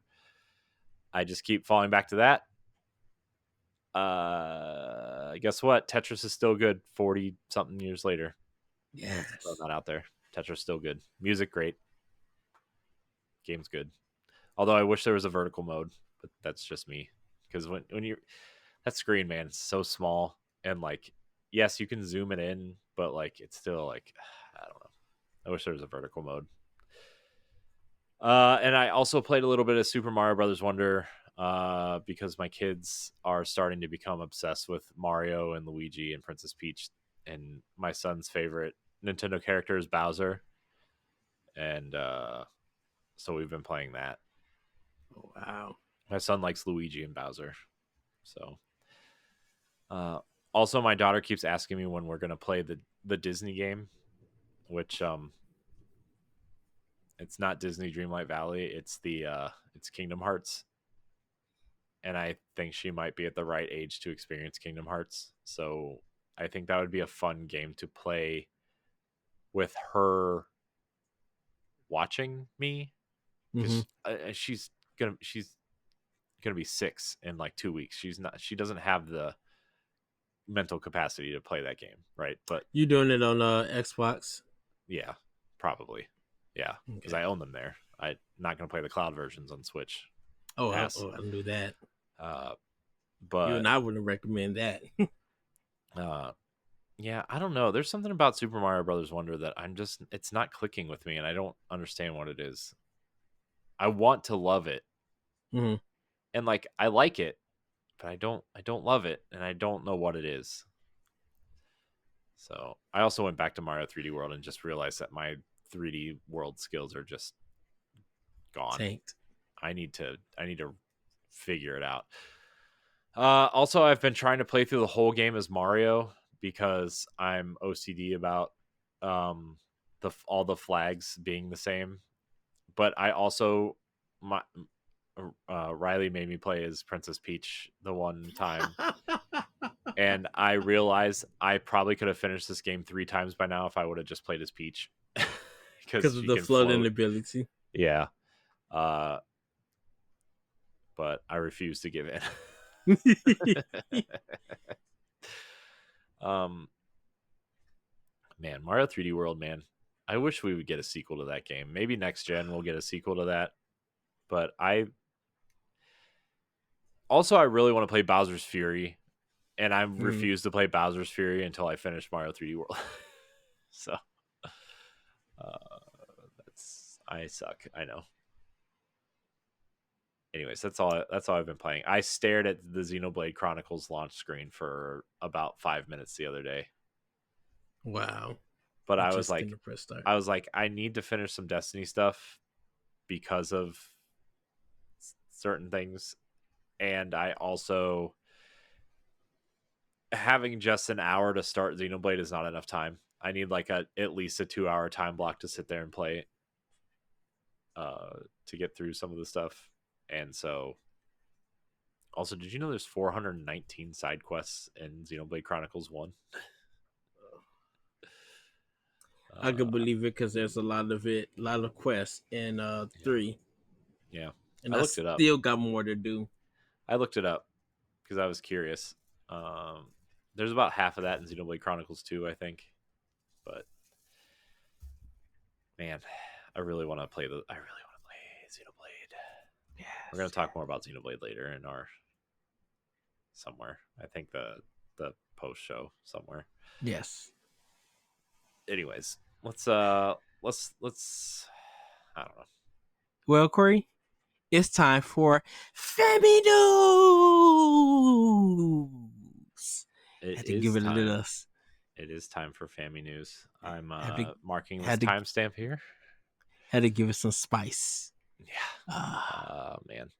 So yeah, we have a lot to talk about, but it's all stuff we've kind of already talked about. So I don't know how long we're going to spend on each story, but I want to at least hit the big ones again because we did do a lot of content around the Nintendo Direct, whether it's the Nintendo Direct recap show, which you should go listen to. David Lasby joined us on that. That was fun.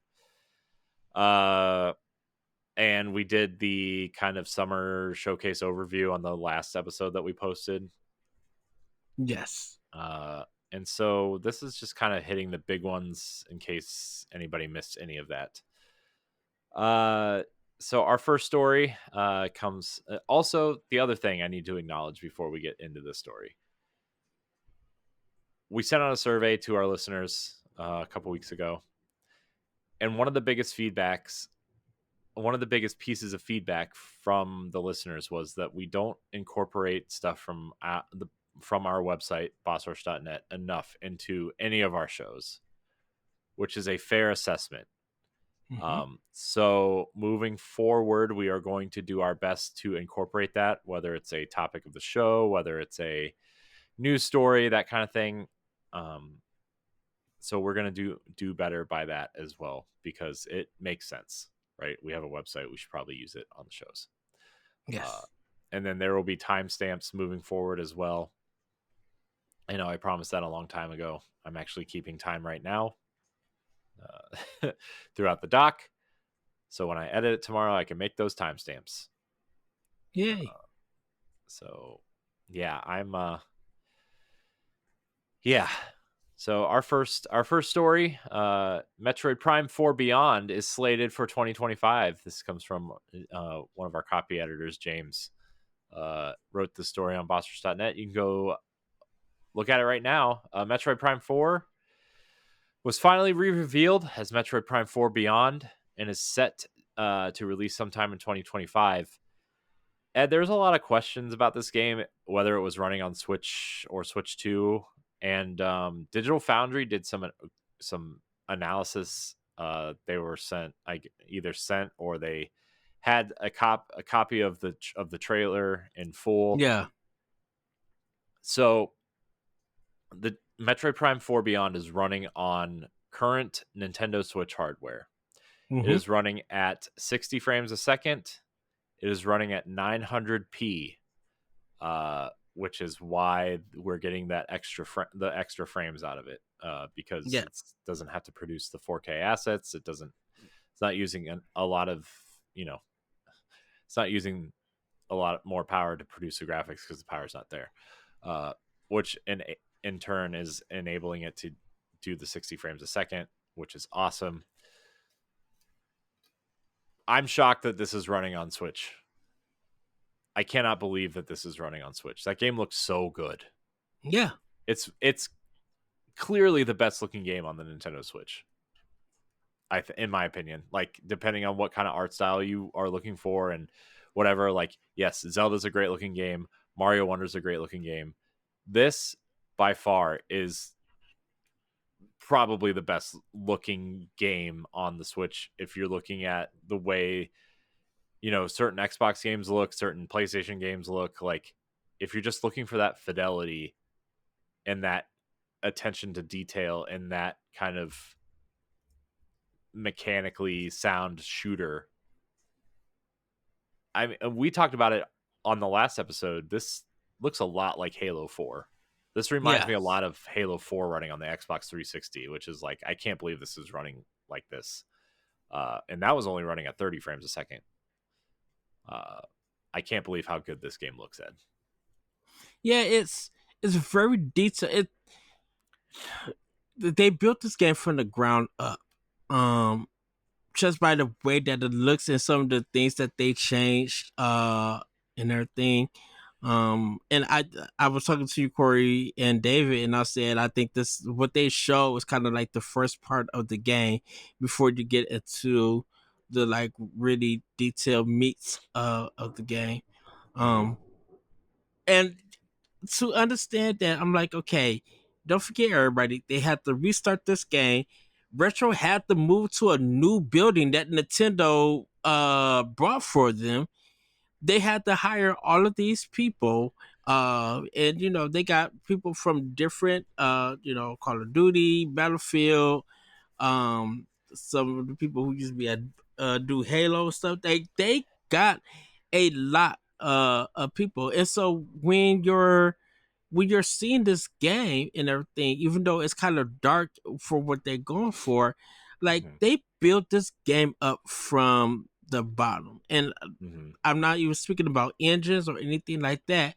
It's just that 7 years to produce quality like this and making sure that it's not looking like a GameCube game or a Wii game, they really went in and really made this world feel detailed and stuff. Yeah. And just like even when they got to the 2025 and you're seeing that that's still in game graphics, and we'll probably see more once they reveal more to it. It was just like it was so eye piping for a game running at 60. Once that laser hit that gun cannon and you see that big explosion, you'll be like, wait a minute, is this a cut? No, this is actual gameplay. This is not a cutscene. Yeah, I mean, so it's funny because I actually went back to Metroid Prime Remastered and was looking at that compared to a YouTube trailer for 4. And I mean, you know how good Metroid Prime Remastered looks, and that looks better. Oh yeah, I mean, Metroid Prime 4 looks better. I mean, obviously they're different types of game and they're different games, but like, yeah, I don't know. I think I'm quite impressed. I'm quite impressed with Metroid Prime 4. I am really hoping we get 2 and 3 on the Switch at some point this year, which I still am of the mind that we will, because there aren't any games announced for December. Mm-hmm. And I think those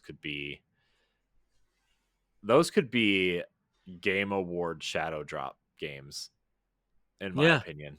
I was gonna say whatever the next direct is, they could shadow drop them, but you have so much going on in September and October already, and what's coming out in November? Something's coming out in November, right? Mario and Mario Luigi's and coming out in the week. Luigi's Yeah, Mario and Luigi's Brothership is coming out, and then yeah, Dragon Quest 3 HD 2D yeah, remake is coming out. yeah, and obviously Nintendo's pretty heavily invested in pushing Dragon Quest on their console, even though it's coming out for PlayStation as well, right? So, Mm-hmm. uh, my guess is that Keeley needs something for the Game Awards to cause a spark, and this Metroid Prime 2 and 3 remastered are big enough for Keeley to show and would cause enough excitement for, the core gamer to be excited for, but they're not so big that it would like, because Nintendo doesn't really like to be there now. And so like, it wouldn't really mess with their strategy either, right? So I Mm-hmm. don't know. Whatever they could either do it at the Game Awards or at their whatever direct they decide to have in December, right? So I think that those games are going to be shadow dropped at the next, sometime in the near future. But it would be a shame to have 1 and 4 on the Switch and not 2 and 3. Yeah. I'm looking like I've been looking at the first party lineup of, at least the GameCube and Wii recently.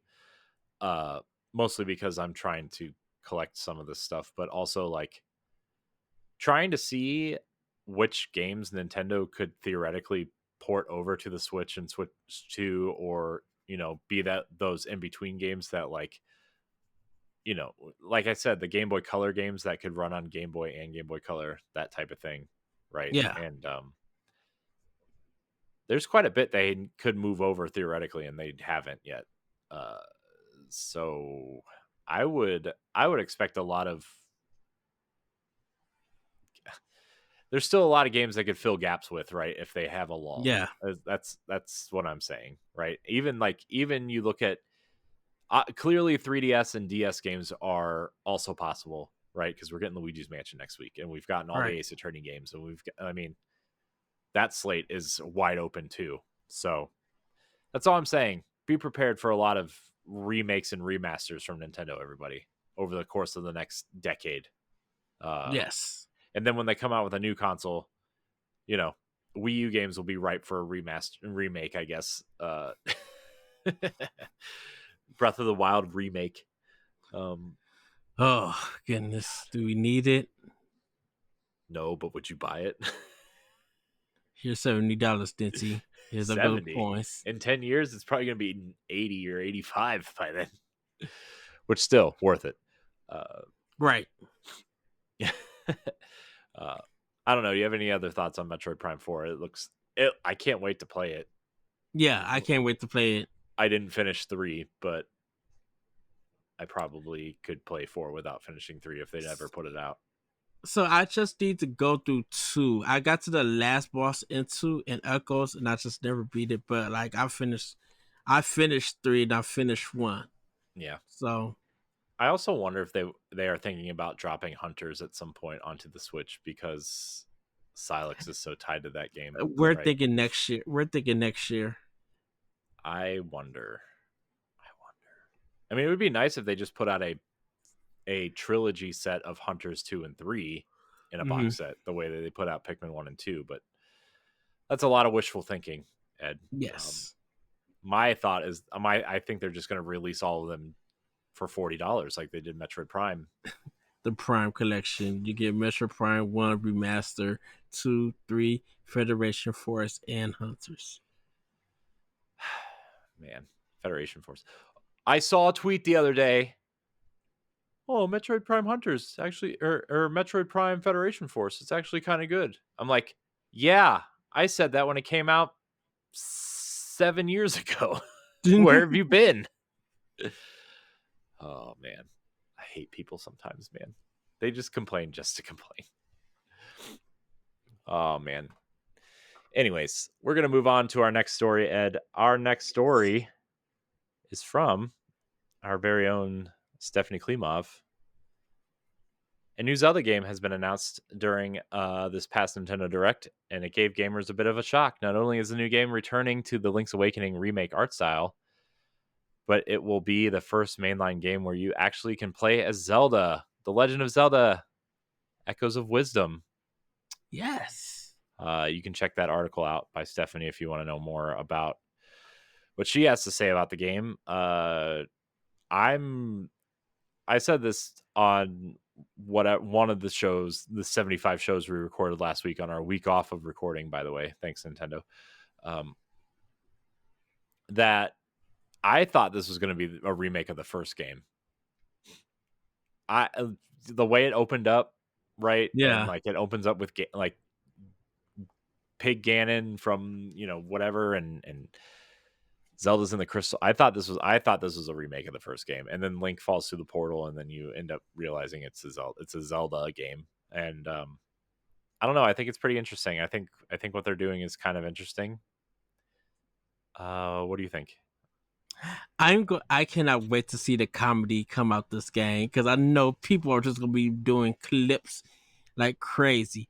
Problem is that because you can't do none of that stuff on Twitter anymore, I wonder if we'll see like Nintendo shorts and stuff of people who gonna be streaming the game or stuff for it. Like I think this game is gonna have charm and comedy and be a good puzzle game for people. So I'm definitely excited, and like the game looks gorgeous.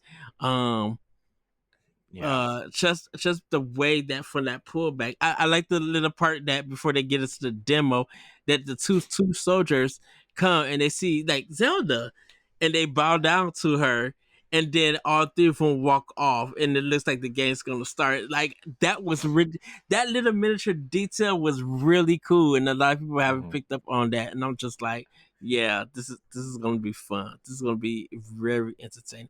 It's definitely gonna be a game that people are going to take on the go to play. Yeah. I think what they're doing, like implementing some of the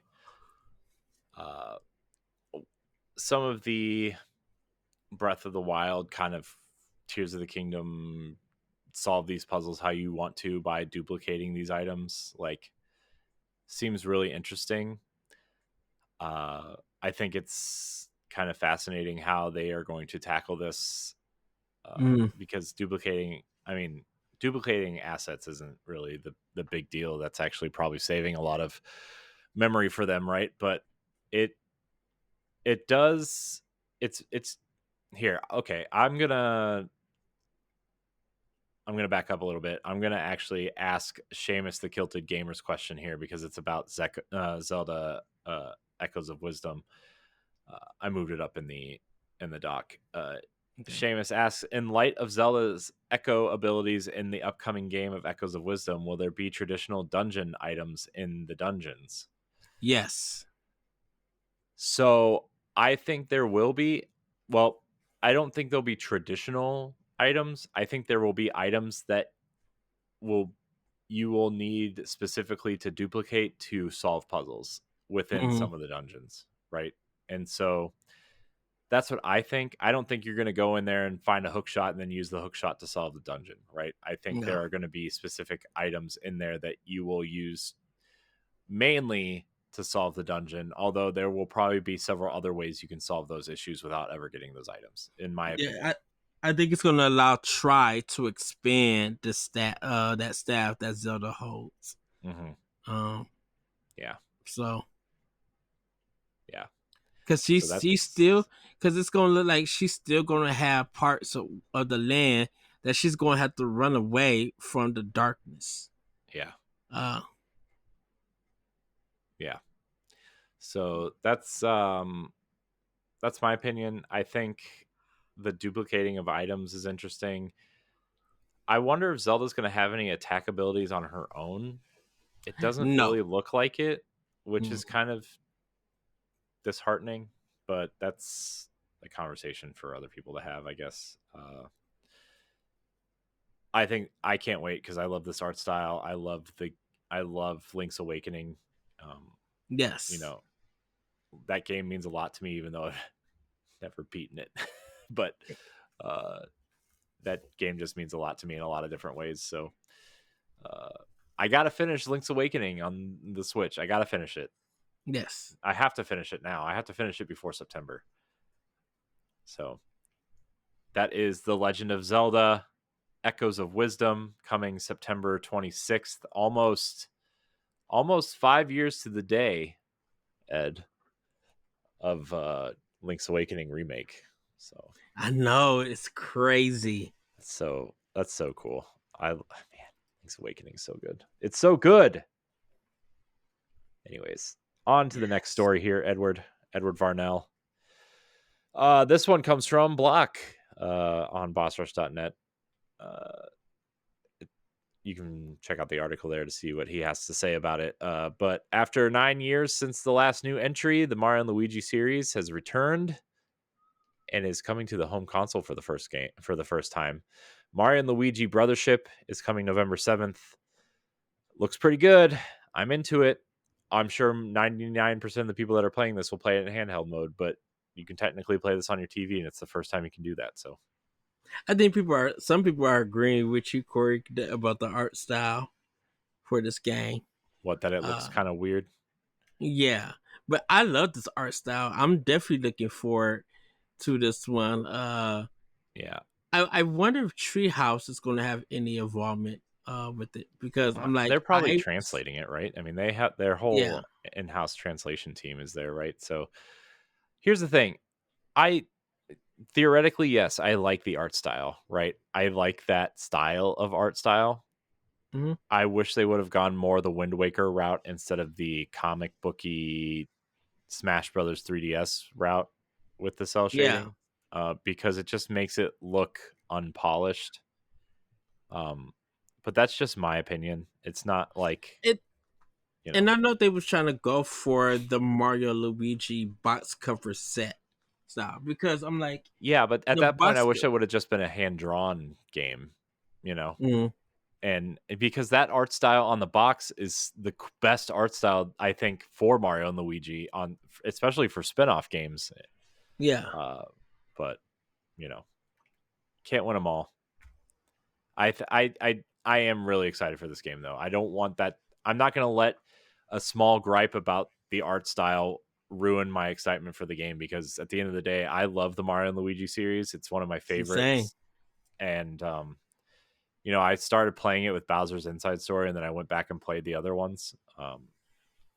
And I really enjoy these games. I think they're great.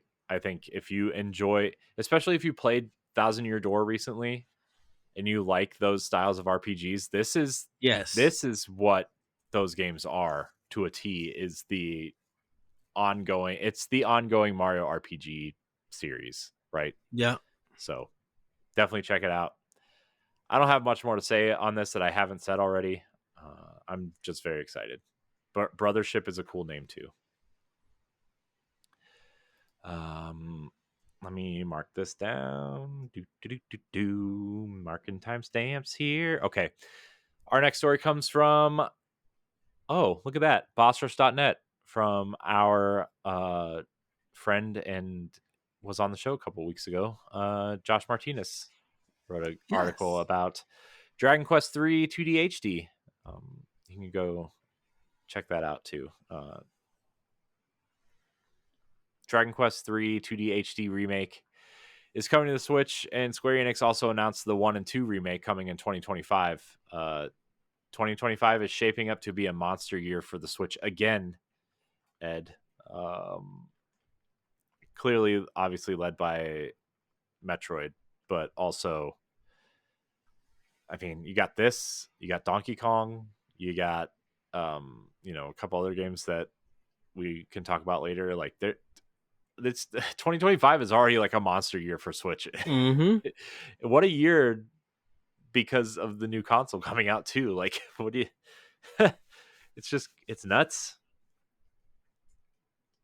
So what do you, I mean? I think Dragon Quest 3 looks incredible. I love the 2D, 3D, the 2D HD art style.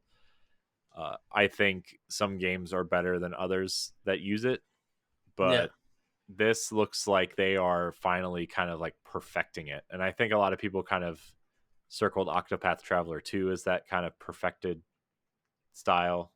But I didn't play that. So I'm looking at this and I'm like, man, this looks good. And I've never played I've only played 8 and 11. I So love 8.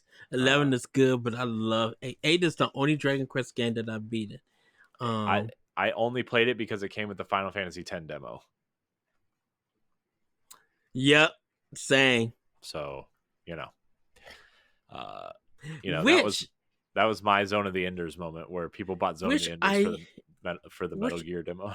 which I wonder if that's a game that Nintendo like, because Nintendo published Dragon Quest 9 and it's only on 3DS. Mm-hmm. I wonder will they be bringing that back? I wonder will they be bringing some of the Dragon Quest games back? Well, didn't they put a bunch of them on the 3DS? 7 and 8 are on the 3DS and 9, Yeah, right? And but I wonder if then they four, put them five, on and 6 are Switch. on the DS, right? 4, 5, and 6 are on the DS. Yeah, Yeah. but like 9 is a Nintendo exclusive. Like you only can play it on that console. You can't play it anywhere else. So I Yeah. wonder if they will bring that back to Switch. Well, I mean, parts of 11 were exclusive to Nintendo platforms until recently, right? I mean, the special edition and then the Pixel version is exclusive, right? So, Mm-hmm. which is still strange to me that exists, but the fact that they made the entire game again in a 2D space, Right. man. But this game looks cool. I can't wait to check it out. I will. This comes out in November, right? Right after Mario and Luigi. Yep. I think it comes out on what, the 22nd or 26th The or something. 16th. The 16th. I knew there was Yeah. a 6 in there. So I'm excited. Can't wait. I'm my wallet is crying because Switch is putting out too many games. November 14th. It's coming out November that 14th. Friday. Okay, so it's coming Yeah. out a week after Mario and Luigi. Okay. Mm-hmm. Cool. Well, my wallet is crying. And it's not going to stop there. It's going to continue with this game that I've been excited for a while, and I refuse to play it on my phone. This article is the source is a Game Informer article. You can check that out from Brian Shea over at Game Informer. Final Fantasy series creator and Mistwalker Studios founder Hironobu Sakaguchi, his Apple Arcade exclusive RPG is finally making its way to consoles in the form of Fantasian Neo Dimension. Switch players will finally get to experience this unique RPG. By the way, Sakaguchi's still there. Somebody told me that he left. Yep. I looked it up. Still there. Still there. Mistwalker is known for its Xbox 360 exclusive games Blue Dragon and Lost Odyssey, and its Wii exclusive The Last Story, as well as its mobile offerings in Japan. I totally see why this should be played on phones or a touchscreen at least, but I don't care. The game looks incredible. As interested as I have been in Fantasian in the past, Ed, I've only seen it from the top down, right? Mm-hmm. The top down perspective that they present it as. And I thought when they started showing the cutscenes that it was The Last Story HD. Right. Because the protagonist has that short, kind of messy white hair. Yeah. And kind of dressed similarly to the main character in Lost Odyssey or in Last Story. And I thought, oh man, is this really happening? But then I realized it was Fantasian. I'm like, this is even better. So I'm excited for Fantasian. This entire game, so for those who don't know, the entire world is a diorama built in their office. Well, most of it anyway. And it was scanned into their engine. So like the entire world is like a real set that they built. And It's so cool to see that, right? Like the overworld, I think obviously the inside of buildings and some of the towns and some of the other parts are crafted in the engine, but the overworld is in a diorama in their office, and it's so cool to see that. I don't know if you have anything else to say about this, Ed. I just No, I Fantasia. just can't. I can't wait to play, and I can't wait to hear the soundtrack. Yeah, I can't wait. It's gonna be really good. I really hope people check this out because Miss Walker deserves some love. Yes. Our next story, Ed, also comes from Game Informer. Donkey Kong Country Returns HD is coming to Nintendo Switch in January, kicking off the new year with one of DK's best platformers. This is from Matt Miller over at Game Informer. I love Donkey Kong Country Returns. It is the best Donkey Kong 2D game, in my opinion. Oh, I guess Donkey Kong 64 isn't very good anyway, but sorry everybody who likes that game. It's fine. It's okay. It's just really tedious. A lot of collect the Don stuff. Yeah, it's just really tedious to have to switch between the Kongs, and there's like 8,000 collectibles, and it's okay. But this is by far in my opinion, the best Donkey Kong game. I really like Tropical Freeze too, but I still think Returns is better in a lot of ways. Mm-hmm.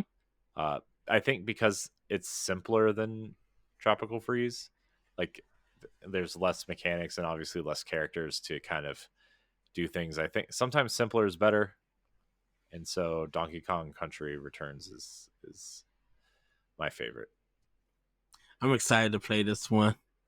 Have you never played it? I played it on Wii. I also own it on Wii, okay. But I'm one excited to play the game. It was one of the few Wii games that I actually enjoyed playing. Yep, challenging but yet beautiful. Yep. All right, our next story also comes from BossRush.net. Shocker. Told you. I'm implementing these articles, so if you want to appear on the show, guess we better start writing some news. A new Mario Party game has been announced, seemingly a follow-up to the rebranded Super Mario Party series instead of just Mario Party. Mario Party Jamboree. It's complete with a 20-player online mode, new mini games, and a few more modes. I'm not like excited for Mario Party, but it's a first-party Nintendo title, so I will probably check it out. I don't know. I don't know if you have anything else to say about this, Ed. It's interesting. It's Mario Party. It's Mario Party. Okay, moving on. Our next story comes from Block from BossRush.net. Wrote an article about the NSO titles that are coming, actually that are out right now that you can play. Nintendo Switch Online adds 2 great GBA games and 2 prominent first-person shooters to its Nintendo Switch Online plus expansion pack offerings. I'm sorry. The GBA games are The Legend of Zelda: A Link to the Past 4 Swords and Metroid Zero Mission. Oh man, Zero Mission is very good, everybody. Yes, everybody should play Zero Mission. The shooters are the rare first-person shooter Perfect Dark, which Microsoft now owns and actually just announced their reboot of the series at the Xbox. Well, re-announced, I guess, at the Xbox showcase, which looks like an interesting direction for the series. And Acclaim's Turok Dinosaur Hunter, which is also an interesting add to the NSO package, Ed, because Atari and Night Dive have remastered all 3 of the numbered games, which you can buy in a bundle for $60. Mm-hmm. And I'm always shocked when a version of the game shows up on NSO that is already available somewhere else, which is why we don't see Castlevania and Mega Man on the NES NSO, right? Because they're available in the collections, and Capcom and Konami clearly want money from those. Even though those are essential NES games, right? Like it shocks me that Turok showed up here because Night Dive just redid them. Also, the other thing is Disney owns Turok. Did you know that? No, what the Yeah. heck? Yeah, Disney owns Turok because it was Turok is a comic book series that was published by a subsidiary of Marvel, Yeah. and Disney owns Marvel. So Disney owns Turok. Remember the 360 PS3 reboot of Turok? Yes. Man, I really liked that game. Yeah, it got good rating. I mean, it got average reviews. They said it was good. It wasn't too bad. And they had I a nice cover. yeah. I'm actually kind of shocked there hasn't been like a new attempt at Turok, except for the simple fact that it's a first person shooter that would probably cost a lot of money to make, and budgets are so high that who would actually probably make an awesome Turok game would be id. That would be interesting. Not to get off on a side tangent here, but id making It Turok in the id Tech engine, the new one that Doom the Dark Ages is running on. that would be insane. That would get some attention, and instead of fighting giant demons, you would be fighting these giant dinosaurs. I'm just saying. Somebody work it out. Atari, talk to id. Be like, hey, Turok somehow has returned. Yes. Give us some Turok. No, Disney, I don't care. John Drake, I know you're in charge of Disney games somewhere out there. Release the Turok. I don't know where we're going. Okay, get me out of this conversation. I do think that would be an awesome thing, and I think I'm here for it. I do want to say I think it's a little ridiculous that there's a separate M-rated app for this, but whatever. But I think it's just so that kids wouldn't jump onto it and I know. be hitting it. I know, because you can't download it if your parental settings are below the open one or whatever. Like if you're managing a kid sub account that's teen or teen and under, like you can't do that. So although it does confuse me that GoldenEye is T for teen and you're shooting people and there's blood everywhere, but Perfect Dark and Turok you're shooting aliens and dinosaurs and those are rated M for mature. I'm just throwing it out there. It's weird. Shooting people, okay, I guess, in Nintendo's eyes. Dinosaurs, no. I'm just kidding. It's N64. None of it's real. Right. All right, let's move on. And let's move on to this next story because I'm very excited to talk about it because this looks gorgeous, to use an Edward. This story is from Nintendo Life, from what was it called? The Smile Fest 2024. So that's like Figma and Good Smile, those figures, those collectible figures, posable figures that you can get. There's a bunch of Zelda ones already. There's Xenoblade and Metroid and Kingdom Hearts. There's all kinds of cool posable figures that you can get. The Link one comes out in July from Tears of the Kingdom. It's $70, or there's a deluxe version that comes with the glider and other weapons and the bow and everything for like $115. These are kind of highly collectible figures. Anyways, at Smile Fest, they revealed the prototype for Tears of the Kingdom Zelda. And I think the gray one looks cool. The prototype looks cool. But this is going to be painted and obviously colored and everything. But this is a beautiful figure. The prototype one, just that gray stone look to it, it looks like it's telling a story itself. Like Hyrule froze and turned to stone. Now Link is on a quest to get everything back to normal. Like it feels like that and everything. I'm just like, oh, this is cool. Yeah, it's so funny that they announced this because I was actually looking at the Twilight Princess version of Zelda like Uh-huh. a week ago on eBay, uh, because Twilight Princess, obviously my favorite Zelda game, but uh, I need this. I need it. And then I went online and looked at the Link one today too, and I'm like, if I'm getting Zelda, I might as well get Link too. Of course. There's also not in this story that I brought up, but they also showed the Ganon one from Tears of Hmm. the Kingdom. Um, he's pretty shirtless, which is strange. So I'm sure we're gonna have a whole nother round of thirsty, weird Ganon. I don't know, daddy issue things going on here. Zaddy door. Yeah. So they also showed off Baldorb from Pikmin, which is cute in of itself because it comes with little Pikmin that are running away from it, which is Oh. cute. They showed off Chef Kirby and a Waddle Dee, and then they showed off new versions of Sonic and Shadow the Hedgehog. So those are all coming at some point in the near future. I need the Zelda one though. I don't care what I have to do. I'll sell a kidney for it. I don't care. It's awesome. No. I I love it. I need it. Just saying.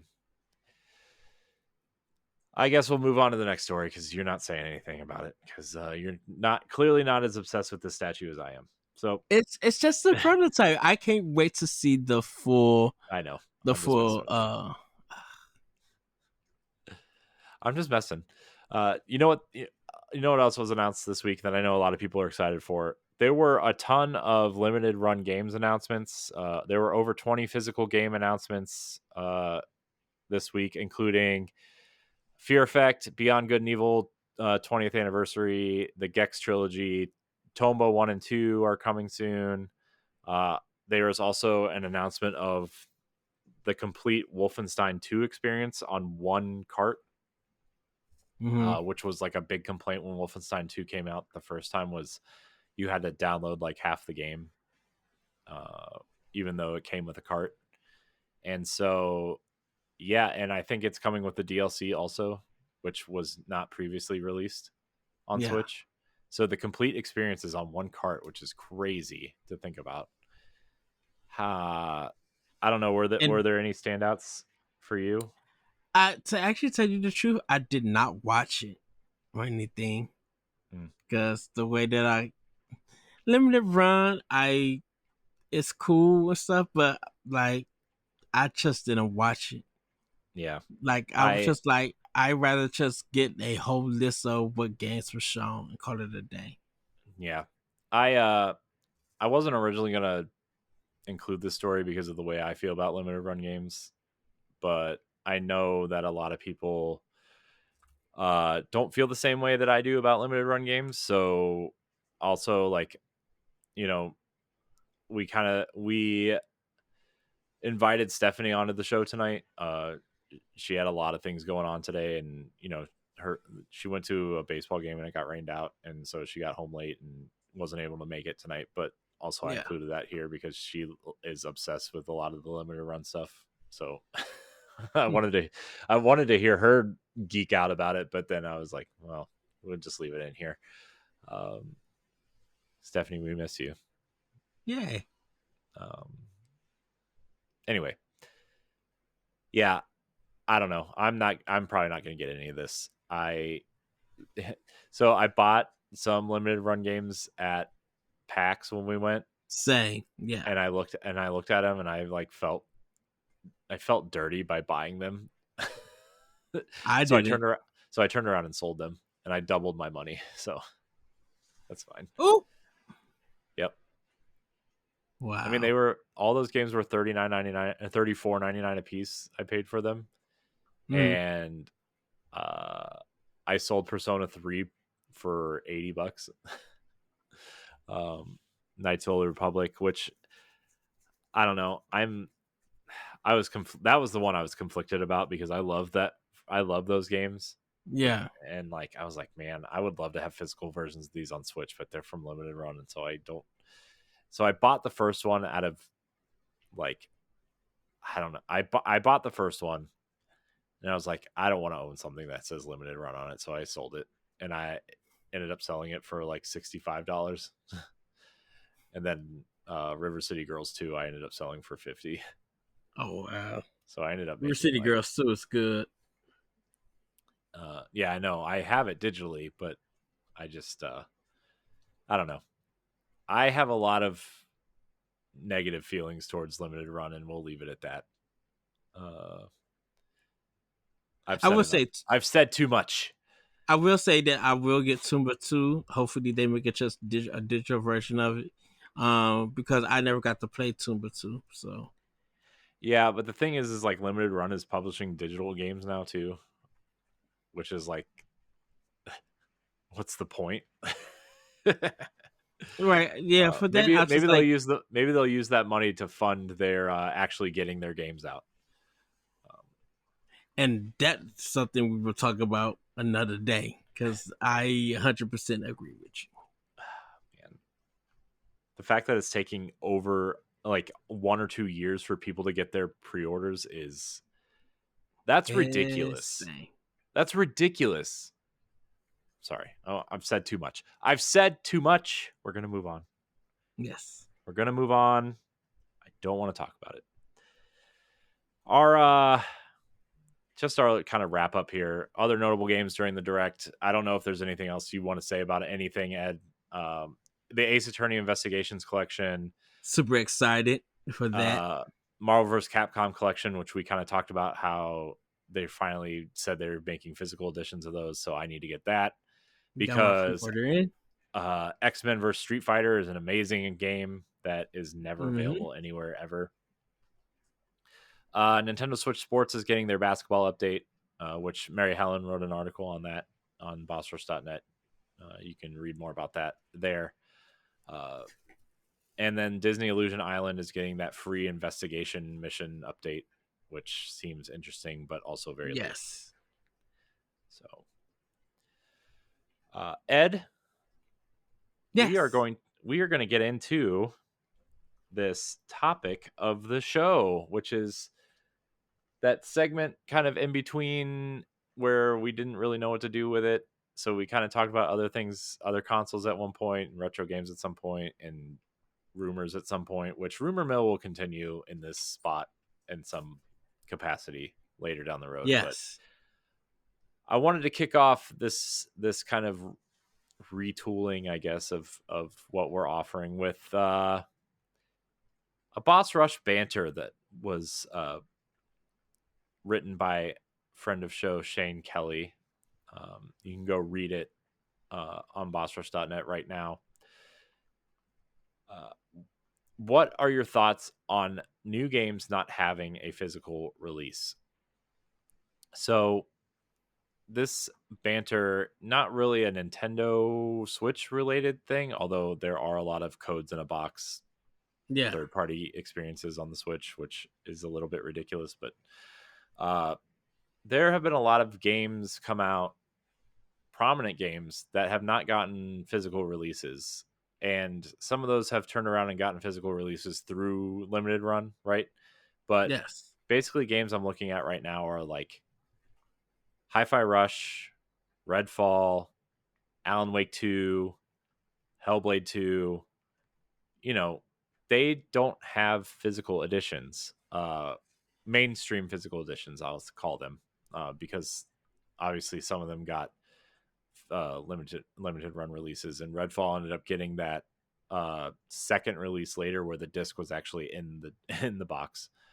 But Hellblade still has no physical edition. I do expect a limited run release of that, and that's going to kill me because that's the one that I would cave and keep, but I'm going to hold down the fort. Maybe I'll buy it secondhand so I don't have to give limited run my money directly. I'm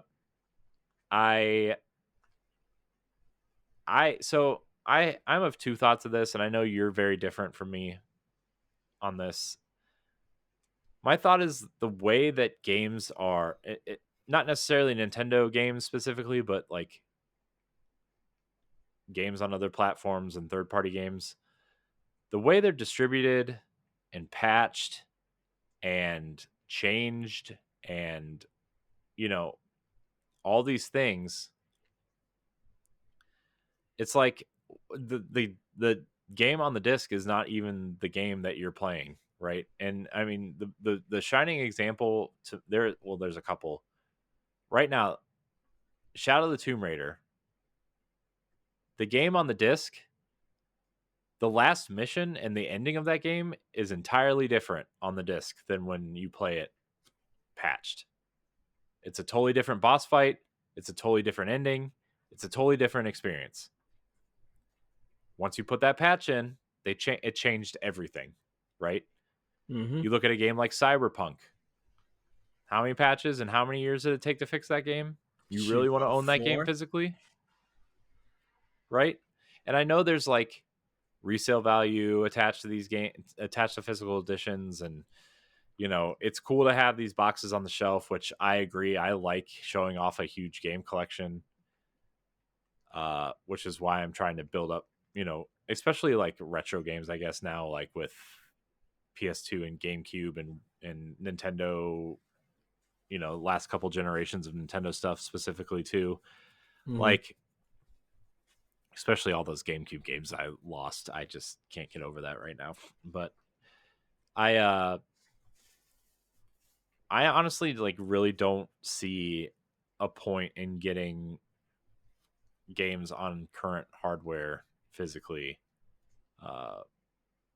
simply because they change. They just change too much from disc press to you know to release to patches and everything. I know people are gonna, especially for licensed games and stuff, people are gonna say, well, what about games that get delisted or games that get I don't know, get changed, or like Destiny. I have 3 physical versions of Destiny. Those discs are worthless. They're worthless. Yeah, Like, now they are. I mean, they're worthless. You put it in, it essentially, you put the disc in now, it essentially takes you to the Destiny store page, right? And tells you to download this package, and it's just the free to play version of the game. Mm-hmm. And you can't, like, you don't even use the disc. The disc it's a long form way of taking you to the store page. It's a um, coaster now. and I know you feel differently about this in a few ways. It's just it just and I don't want to feel this way about physical games. I like physical games. It's just, to me, like, it sucks that this is what it's come to, and that companies feel like they can put games out unfinished, or they can, put the discs to press and then they can finish the game while the discs are being pressed and shipped out to retailers. It just really, it sucks to think that way. And Nintendo is like the one company that, they've delayed games by weeks just so they can polish the game, or months. Zelda is a clear example of a game that they were just polishing for 5 months, right? Mm-hmm. Because even though that game's gotten patched 2 or 3 times, Tears of the Kingdom, specifically for the item duplication glitch, which, was really easy to replicate. That game is entirely playable front to back without patches. Mario Odyssey, front to back without patches. Sure, there's a few stability patches. There's a few things that they added, like costumes and stuff. But, like, at the end of the day, 99% of Nintendo's games have been playable front to back, without patches. And that's a credit to their dedication to quality that other companies just seemingly don't have, including Microsoft and Sony in a lot of cases. I mean, how big was that? How big was that God of War patch? Right? Like, the Ragnarok patch was like, I don't know. When I started that game, I didn't. When did I play that? I don't know. There was like 2 or 3 patches after I started playing it, and they were like gigs worth of data, right? And I know that game's in like 4K, and that game is much bigger than a game like Zelda in terms of how you store it and where you store it and how much is there. But like, still, man, the Horizon patch, man, you know, I mean, look at the patches that Destiny puts out. Look at the Call of Duty patches. Look at the Call of Duty download size. That's a game too, right? Where the only thing that's on the disc for Call of Duty is the license for the game, right? And you still have to download the entire game. So what's the point? You know? And then you have companies like Microsoft who has Game Pass and like is actively training their customers not to purchase physical games, right? Um I mean they're supposedly now training their customers not to even buy their consoles, but that's a conversation for a different day. Top selling games on PlayStation, by the way, top 10 last month, 7 of them were Microsoft published games. So, Wow. if you include Minecraft and stuff like that, so 7, 6, 6, 7, 7, because Diablo was in there, technically Microsoft owned. Anyways, I don't know. Ed, help me out here.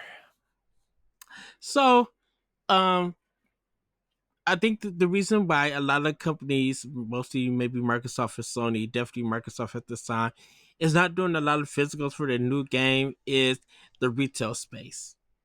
The retail space for Microsoft is becoming non-existent. If you go to Best Buy, you go to Target, they Mm-hmm. have reduced that space. Yep. And I think it's because those games are not selling physically on Xbox. They may sell physically on PlayStation, but that's even a given. You Yep. know, Microsoft don't have to pay for all of the space. So if they could get more revenue through digital sales and purchases, they're going to Mm-hmm. go that route. The Yep. retail stores are missing out on money compared to what Microsoft is really making on digital sales, whether it's Yep. through Game Pass discounts or whatever. Nintendo, on the other hand, is of course Nintendo is thriving, and that's why everybody like pre-orders for at Best Buy has been high. It's because they know that if they want a copy of that game, they're gonna go to them. I don't know if the people are dealing with shenanigans at uh GameStop or anything, or even with Target, but like a lot of people who are pre-ordering games, and I'm not no disrespect to Amazon, they do what they do, but a lot of people who are pre-ordering physical games, definitely Nintendo wise, is going to Best Buy because that's the only way that people can even acquire games now. In a Mm-hmm. sense, there's not so many get people pre-ordering physical for Xbox and PlayStation. If it is, it's very rare Yep. for it. Like even the thing with Nintendo, and I'm using Best Buy as um for this example, is that even though you'll see a lot of games at Nintendo, all of that stuff you have to pick up a card to give to a cashier to even get it, to get the Mm-hmm. game. Like they put all of their physical stuff in the back because I don't know, people were stealing or whatever. But Yeah. yeah, it's just that new games definitely for Microsoft and Sony, whether it's first or third, they feel like they could get better sales on that game for on their console during their stores.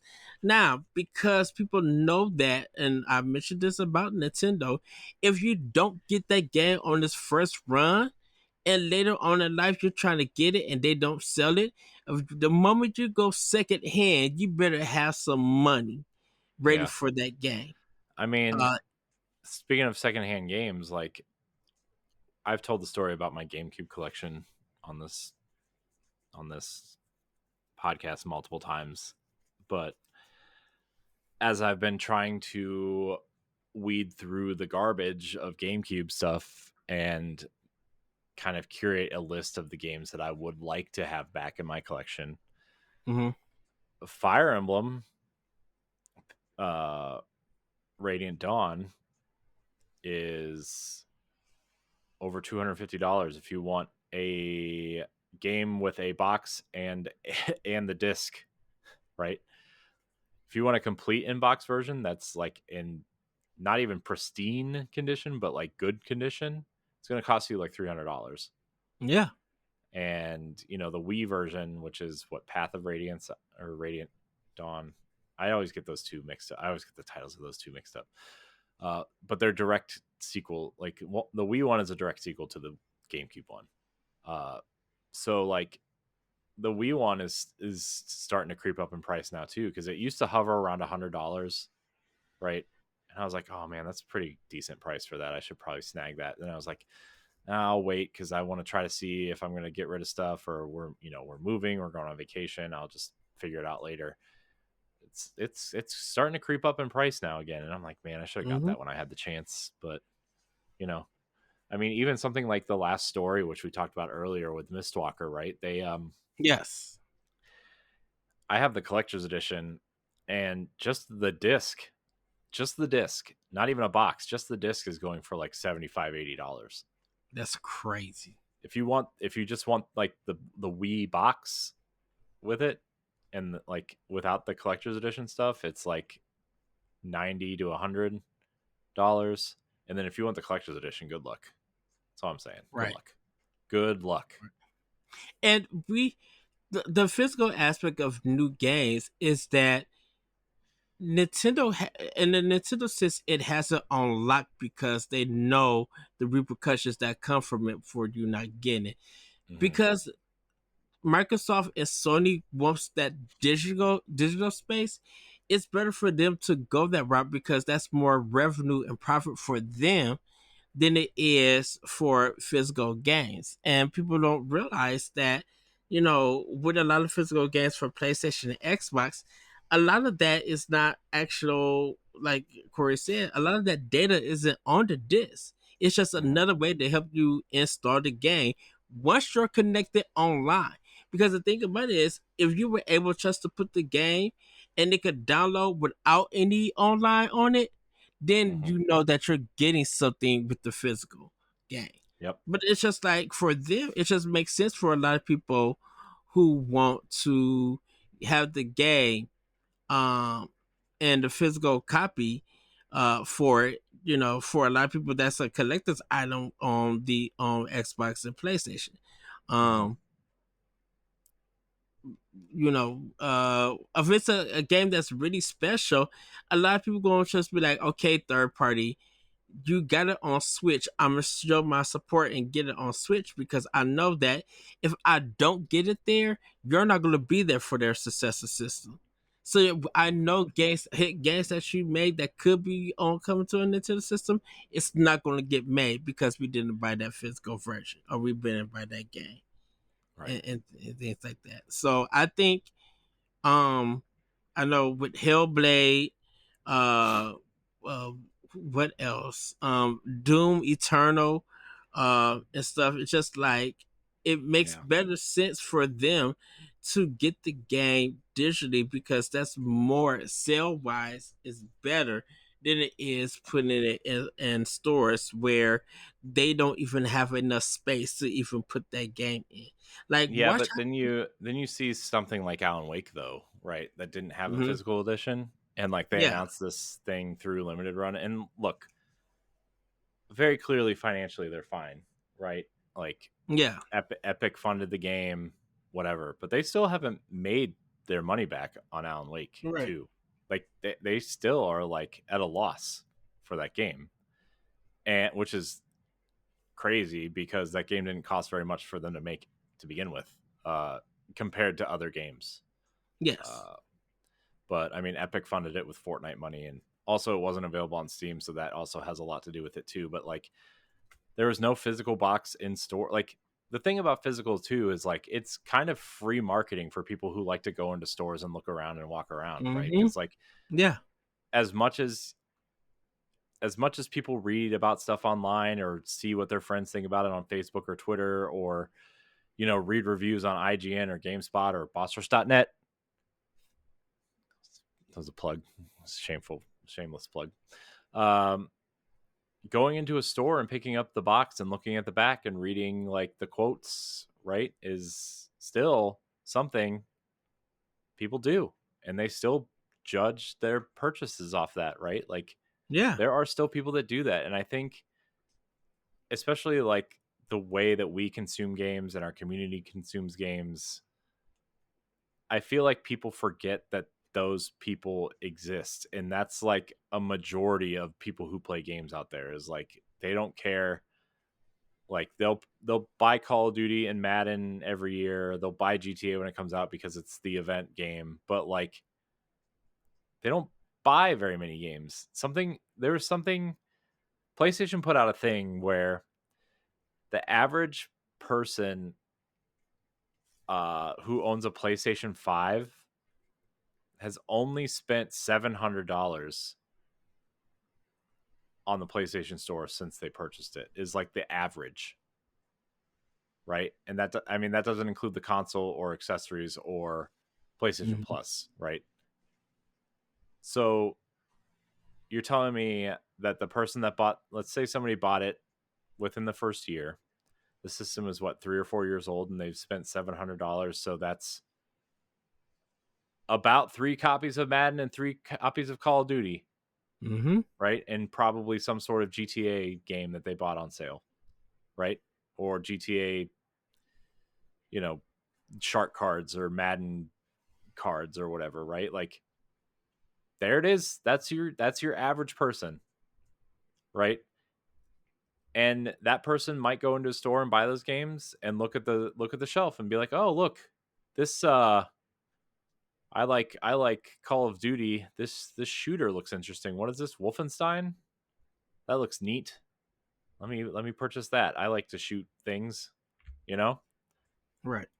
And that's a lot of the people out there. And so even though I personally think having physical games, on a technical level doesn't matter, there are still a lot of ways that physical games benefit, the market, Yeah. or Look, gamers to have on their shelves. I mean, why do you think people are going hard? And I'm bringing up Marvel versus Capcom. Why you think people are going hard of it? It's because Capcom and Marvel, that license was lost. Those games you could not buy. So now that it's a chance for people to buy, that's why everybody was just like, go pre-order your copy, go get this game. Let's show them that we want the series. Yes, it's gonna be available for digital, but if it goes down, no right. one can't play it. You can't buy that game anymore. At least with physical, you are able to pop the game in and still play it. Yeah.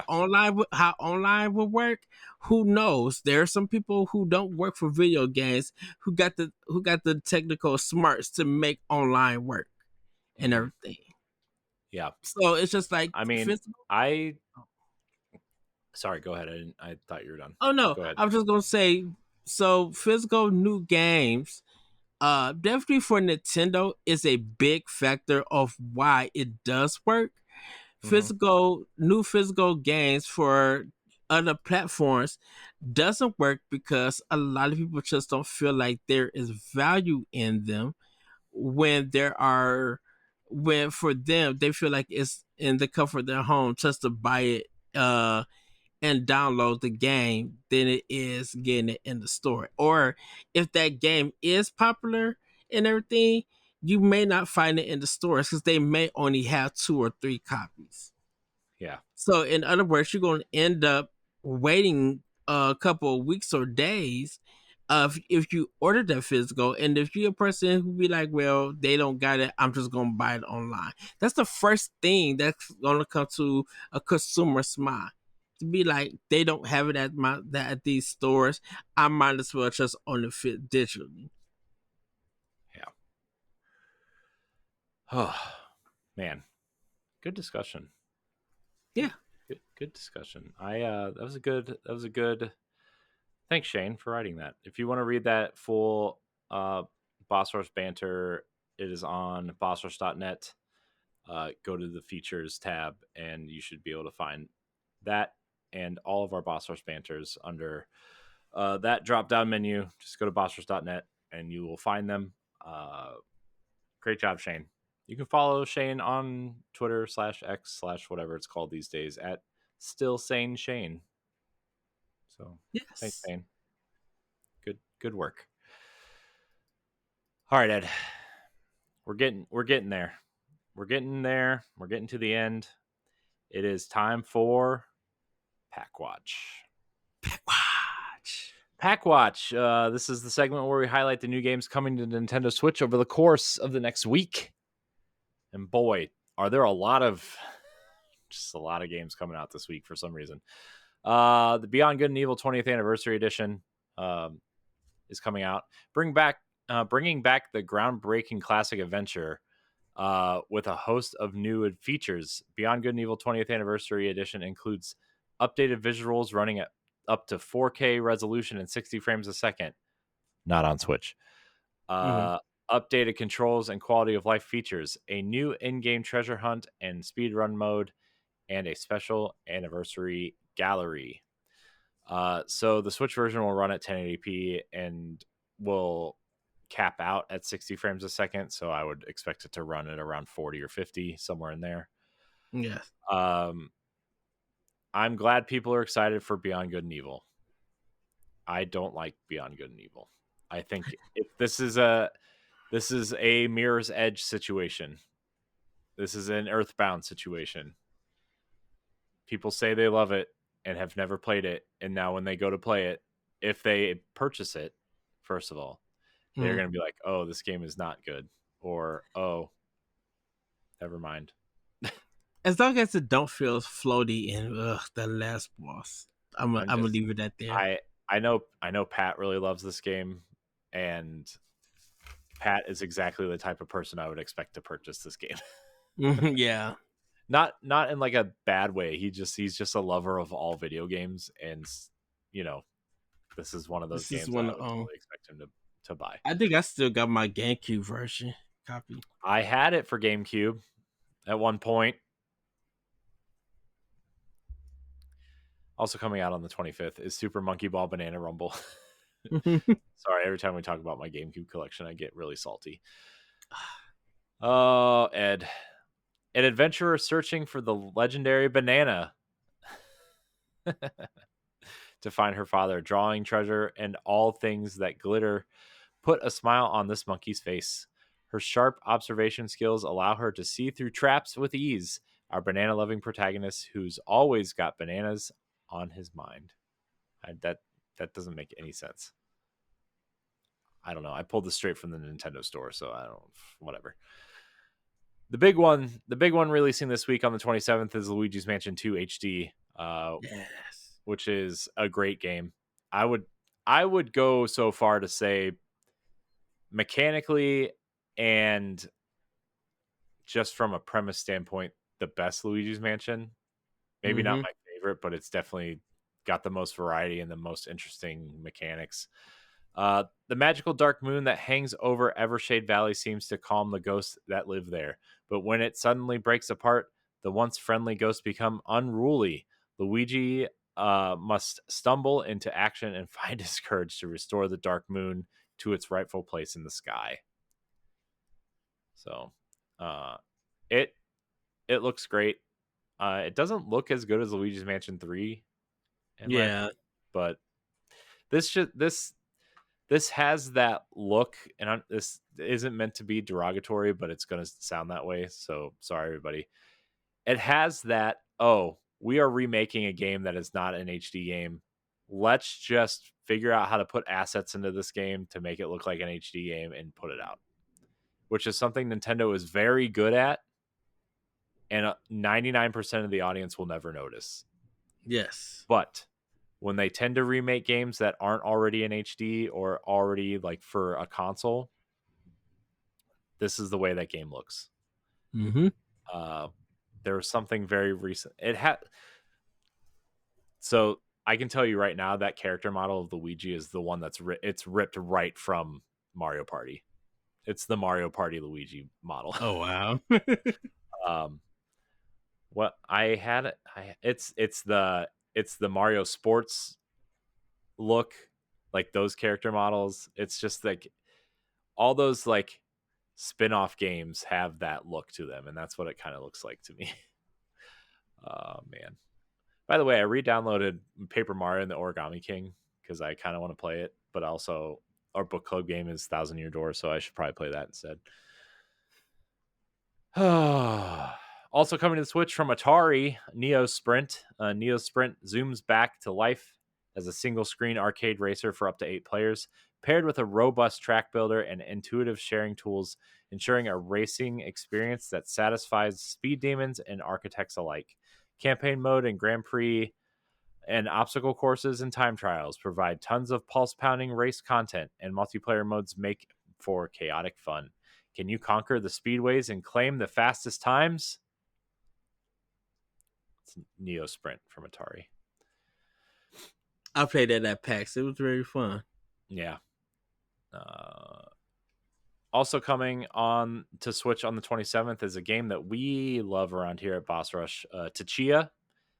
Mm-hmm. It's been out on PlayStation for what, a year already at this point. It's finally coming to Switch. Our friend of show Kim Chica, actually, formerly of Kepler Interactive, gave us information and stuff about this game, and I think Stephanie reviewed it. Right? Stephanie reviewed this. Yeah, she did. Yeah, Stephanie reviewed it, so you can read that review on bossrush.net. Tachia is an action-adventure video game played from a third-person perspective. The player assumes the control of the titular protagonist who must explore a tropical archipelago to rescue her kidnapped father. It's a beautiful-looking game. It's beautiful. I will probably play it on Switch. I will bite the bullet and buy it on Switch. Nice. It's on PlayStation Plus, but I don't want to turn my PlayStation on. Not that I don't want to play my PlayStation. I don't know. I just would rather play my Switch. Oh, excuse me. It's hitting that time. It's the witching hour. Yes. It's not. It's 1:30. It's not 3:00. On 6/28, we are getting Spy and Anya Operation Memories. Anya Forger is has a new assignment from school. Create a photo diary. Let's collect memories by going to school on weekdays while going out to all sorts of exciting places like the beach and the art museum on days off in search of subjects to photograph. So those are the games coming to Switch this week. Obviously, Luigi's Mansion is a big one for me. Tachia is probably the other one I will pick up this week. Ed, are you picking any of these up? I assume. Not at this time. I know Luigi's Mansion I'm gonna get following week when I get paid again. And Beyond Good and Evil I'm gonna wait for. Super Monkey Ball I think I'm gonna wait for. Neo Sprint I'm gonna definitely wait for. And then Tachia I'm probably gonna pick up with Luigi's Mansion. Is On the Tachia eShop. getting a physical for Switch? Do you know? No, I think it's just eShop. Dang. I think it's just the eShop. All right. Well, that's what's coming to Switch. A lot of good stuff. Very, very exciting time for Switch for sure. Yes. Well, Ed, let's get into Question Block.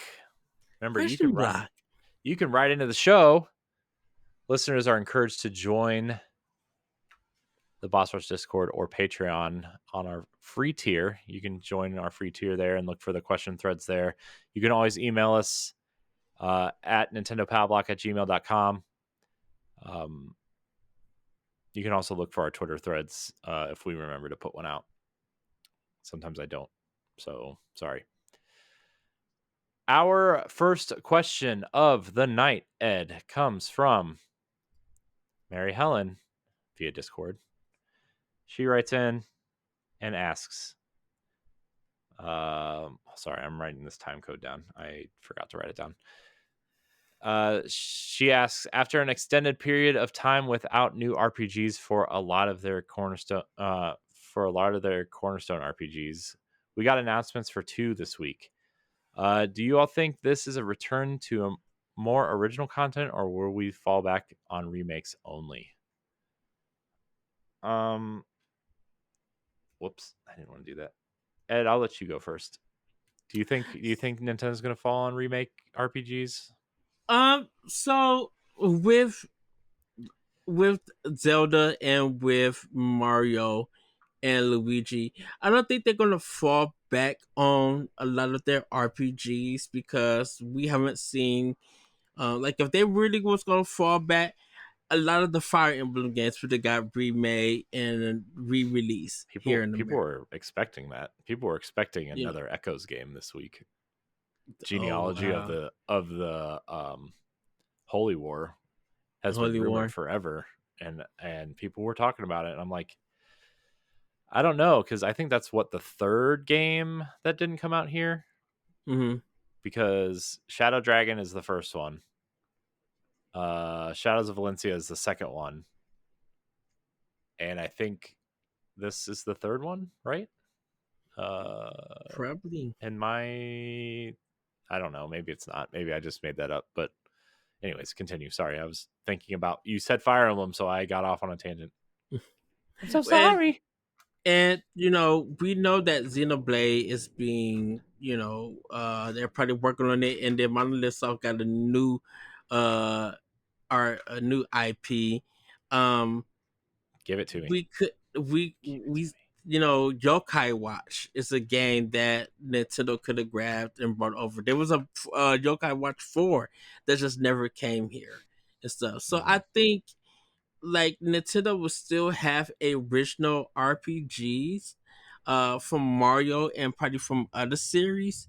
Mm-hmm. Uh I think they're just only getting ready for their next system to put some of those out. If they want to follow remakes, they always can. But I think they're gonna have more original content for the RPGs. And Nintendo is not really so much a JRPG heavy uh publisher and developer in a sense. They leave most of Mm-hmm. that to Square Enix and Sega and Atlas, and then some of the indies and just other developers.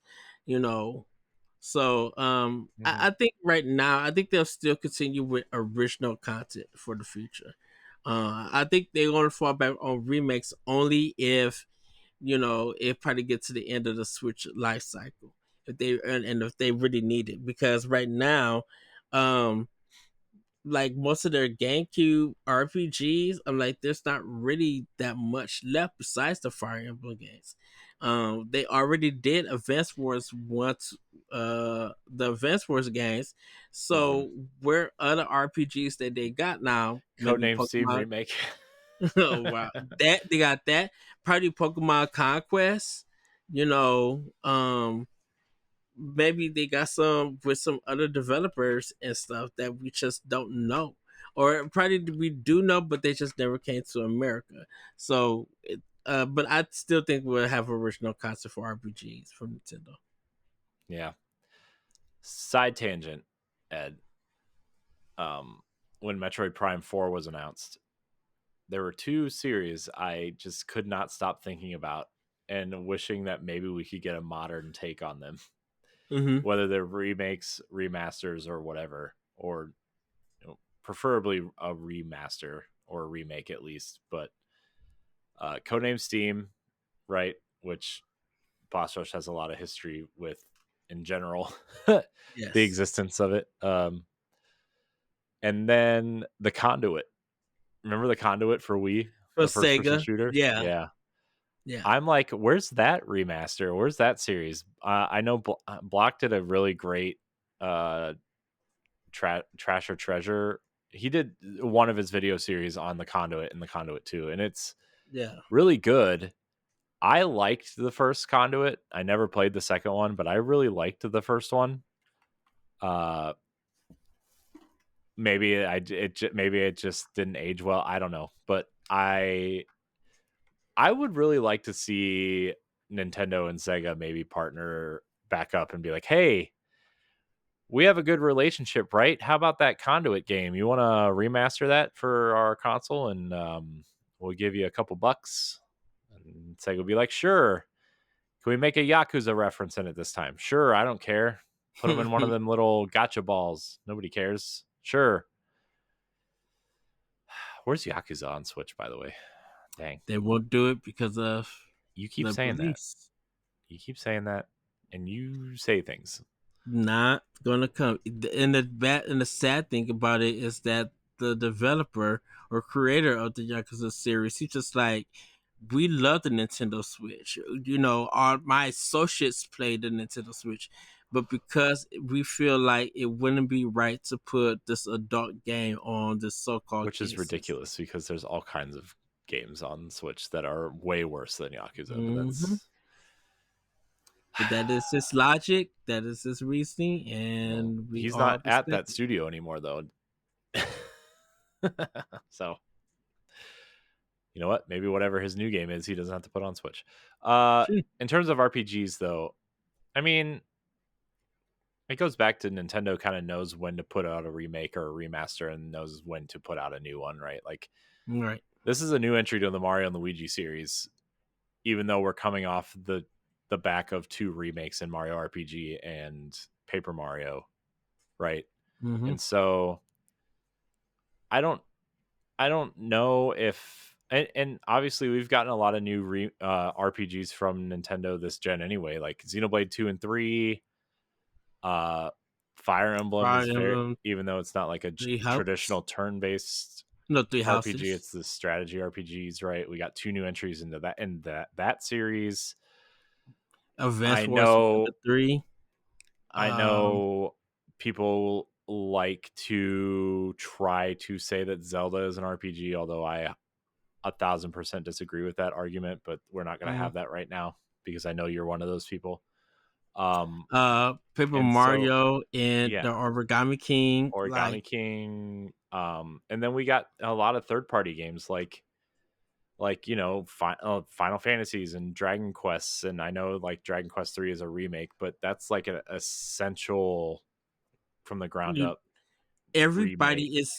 everybody's going crazy over Octopath Traveler 2. They're now seeing Right. why we loved it. You know, Well, not just Octopath, but like we got Monster Hunter Stories 2 for Switch, yeah, right? And we got Monster Hunter Rise and everything. yeah. Like, So I think this is just it seems like there's a lot of remakes coming out, and rightfully so because it's the end of a generation and Nintendo's trying to fill those spots with games without, I don't want to say without putting any effort in, because clearly they're putting a lot of effort into games coming out soon, but they're trying to save their tentpole releases like the next Mario or the next Donkey Kong or the next, big tentpole game for their next console because it's clearly on the horizon.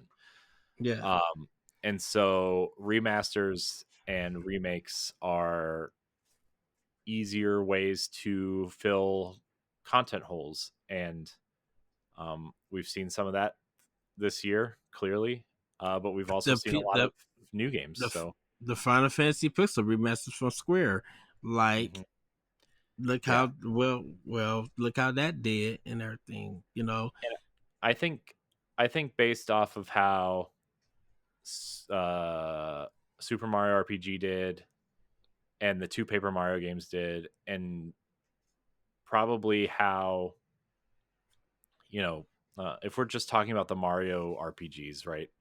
And depending on how Mario and Luigi goes, I think you're going to see more and more of these games come out. Nintendo also doesn't like to release more than one major game in a franchise per console either, right? Like, yes, you're going to have some sort of Mario product every year, and you're going to have some sort of Zelda product every year, and you're probably going to have some sort of Fire Emblem product every other year or every 2 or 3 years now, right? Because that franchise got yes, popular. But we still only got one major Mario game and one major Zelda game this gen, right? So, I mean, we got a major 3D Mario and a major 2D Mario. We got a major 3D Zelda and a major 2D Zelda, Mhm. with Echoes of Wisdom coming out, right? But all the other games were ports or remasters or remakes for Zelda, right? There's only 2 new Zelda games on this system, technically, right? Tears of the Kingdom and Echoes of Wisdom. I know people are going to argue with me about Breath of the Wild. It's a Wii U game. It's a Wii U game, right? So, Link's Awakening, Game Boy game. Skyward Sword, Wii game. Hyrule Warriors: Age of Hyrule Calamity. Warriors is Hyrule Warriors is a Wii U game. Okay, I'll give you Age of Calamity, but it's not like a real Zelda game. That's a Warriors game. It's a Musou game. It's not a Zelda game. It has a Zelda skin on it, and it's a very compelling story and a great story and a lot of cool characters. But it's not a We're going just and it's not a we're just going by Zelda games. It's part of it's not this. a traditional. I'm saying it's not a traditional Zelda game. If you try to argue with me on that, I'm muting you for the rest of the episode. That's and so yeah, like I said, to fill the void, Nintendo's done a great job of diversifying their IP too, where like Mario can exist in 2D and 3D, so they can get away with putting 2 games out per generation, right? In Mhm. Zelda, top down versus traditional. Now they can do 3 technically, because you can have traditional 3D Zelda, open world 3D Zelda, and top down Zelda now. I don't know if they'll ever go back to traditional 3D, but I know people want that. I could go either way. Whatever the next one is, I mean, the next one's very clearly going to be an open world game, like Tears of the Kingdom, but it better be somewhere different. Go listen to that expansion pass. That was a good conversation. Anyways, hope my long non-answer was good enough. Oh man, Ed, I'm just saying. The our next question comes from Sam Hall via Patreon, the free tier of Patreon. Thank you for commenting on that thread, Sam. Appreciate you. Sam writes in and asks if the successor to the Nintendo Switch really is coming sometime next year, how do you think the Switch will be supported once it is out? Very curious to see how long of a life this has after the next system is out. So I think when it comes out, I think it'll probably be 2 or 3 months. I think once Nintendo Two or put three out the months. yeah Nintendo reason supported the 3DS I until middle of hold 2019. on, let me God, speak. I'm sorry. Calm down, let me speak. I am calm. 2 or 3 months. I'm speaking it as Nintendo might still have some games for it in case, depending on how development goes and everything.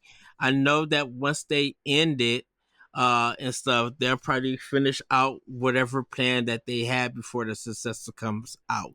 So any games that they had mentioned in 2025 um might end up, I'm not saying getting delayed, but they might still bring it out even after the successor has came out. Now that includes third party and also indie games. They may also have games for Nintendo Switch before while the successor is out also. So I think once, like within that 2 or 3 month uh time period, all those plans and stuff are out, a lot of the focus will shift to the successor for it. So I think about 2 or 3 months after the successor come out, Switch will still be supported. Definitely once we start hearing about Switch not producing, Nintendo not producing that many Switch consoles, and it gets lesser and lesser to people are finding them in stores, they will know that Nintendo has moved away from that support for that system. Mm-hmm. Um, I think the Switch will be supported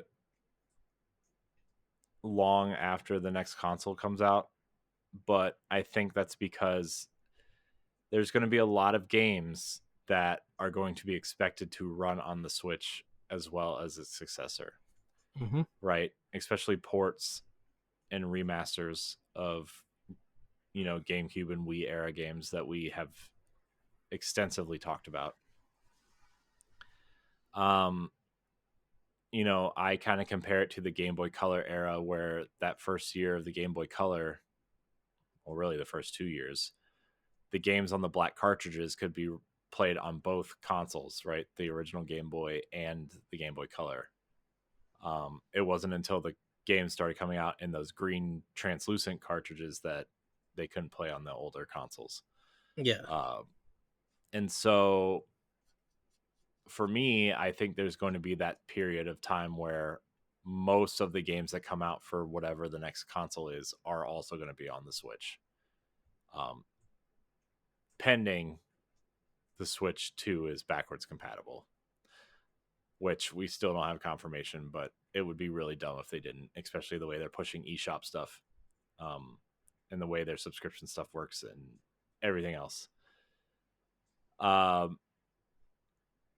I do think you're going to see support for the Switch beyond, that first, whatever, because the 3DS was supported through 2019, right? And so not from not from major Nintendo games, right? But remakes or Mm-hmm. remasters or second party teams or third party teams, right? Like we got Kirby's Extra Epic Yarn, we got Poochie and Yoshi's Woolly World, we got 2 Mario and Luigi remakes, we got Samus Returns on 3DS. Like between 2017 and 2019, there were a lot of games. We got a Persona Q2 dungeon crawler, we got another Professor Layton game out of there.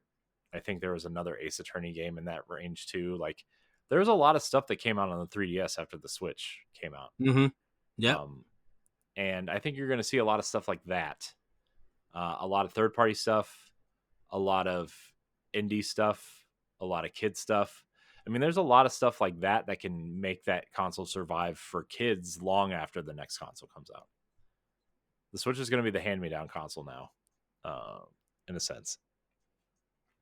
So, will Nintendo proper support it? Maybe that first year they'll have games come out, right? Like new games, but like after that, I don't see Nintendo supporting it with the next Mario game, or even, I don't know. I would have guessed before this past week that Metroid Prime 4 was going to be a launch title for the next console, and it's clearly not. You're right.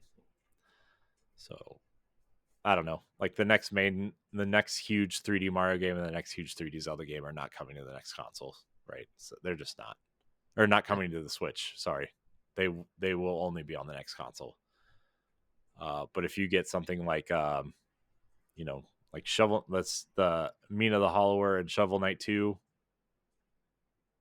depending on how far along those games are in development, like those are potential games you could see on the Switch still, right? So. Yes. I don't know. I feel like hardware is getting to the point where, like, if you can optimize it for that hard piece of hardware, it's going to run on it. It doesn't matter how old it is. So, especially with the mobile technology and the Switch and the successor, Mm-hmm. like, I don't know. That stuff seems pretty scalable from what I understand. Yeah. Which is why the Switch can handle a lot of larger games. Anyways, that's Ed,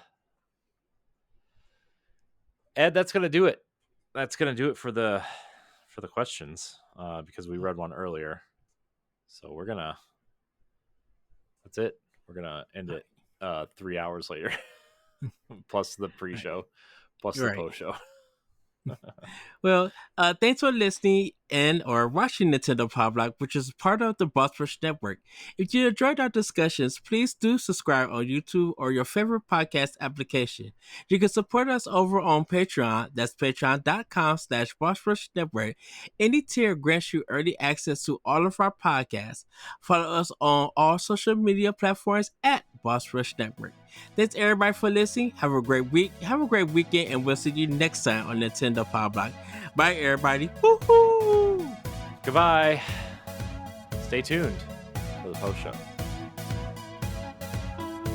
If you want to see how you can become a Patreon producer, head on over to patreon.com/BossRushNetwork. The Patreon producers for this month are Adriel Munger, Austin Campbell, Celeste Roberts, Christian S., Sana Dierig, Francisco Santillan, Matthew Keel, and Todd Oxtra. Thanks for your continued support of the Boss Rush Network. Nintendo Power Block is brought to you by, well, you. If you want to learn how to support Nintendo Power Block and the Boss Rush Network, head on over to our Patreon at patreon.com/Boss Rush Network and see which tier is right for you. Thanks for your continued support.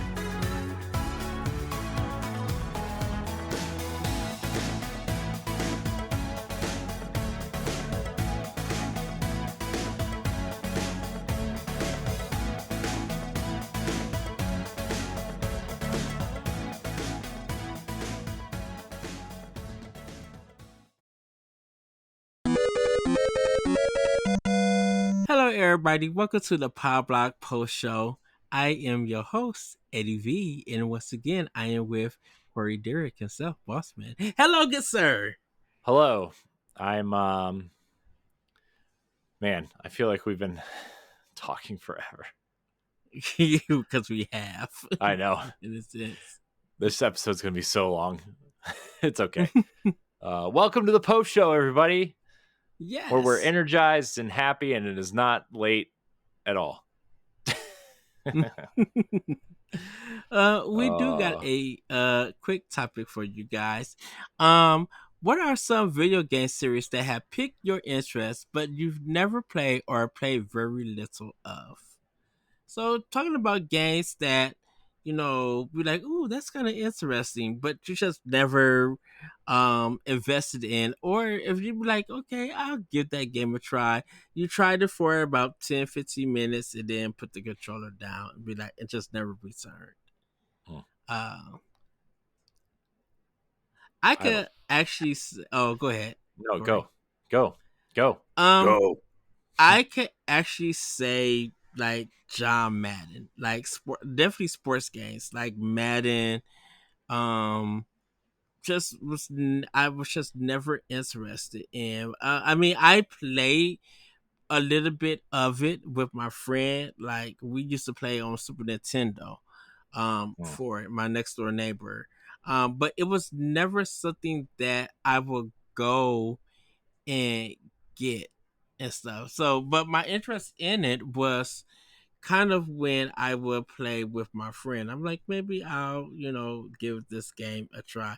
Another one was like Joe Montana. My brother had it, but when like he like left and stuff, I kind of just like, maybe I should play Joe Montana on my own, and just never did and stuff.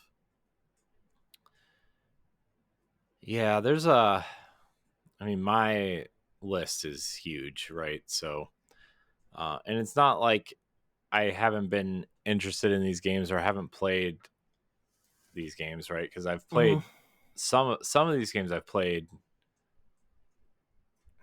I mean, not a lot, but like I've played and I've tried to play, and then I got distracted by something else or whatever. But so most JRPGs, I'm just gonna throw that out there, that aren't called Final Fantasy or Kingdom Hearts, or I guess Xenosaga back in the day, or anything pre PS2 GameCube era. I would like to go back to and play at some point, like Xenogears, especially now more than ever. with Xenoblade being so popular, like, and knowing that 3 kind of connects, you know, unofficially but directly to Gears, right? And like that is fascinating to me.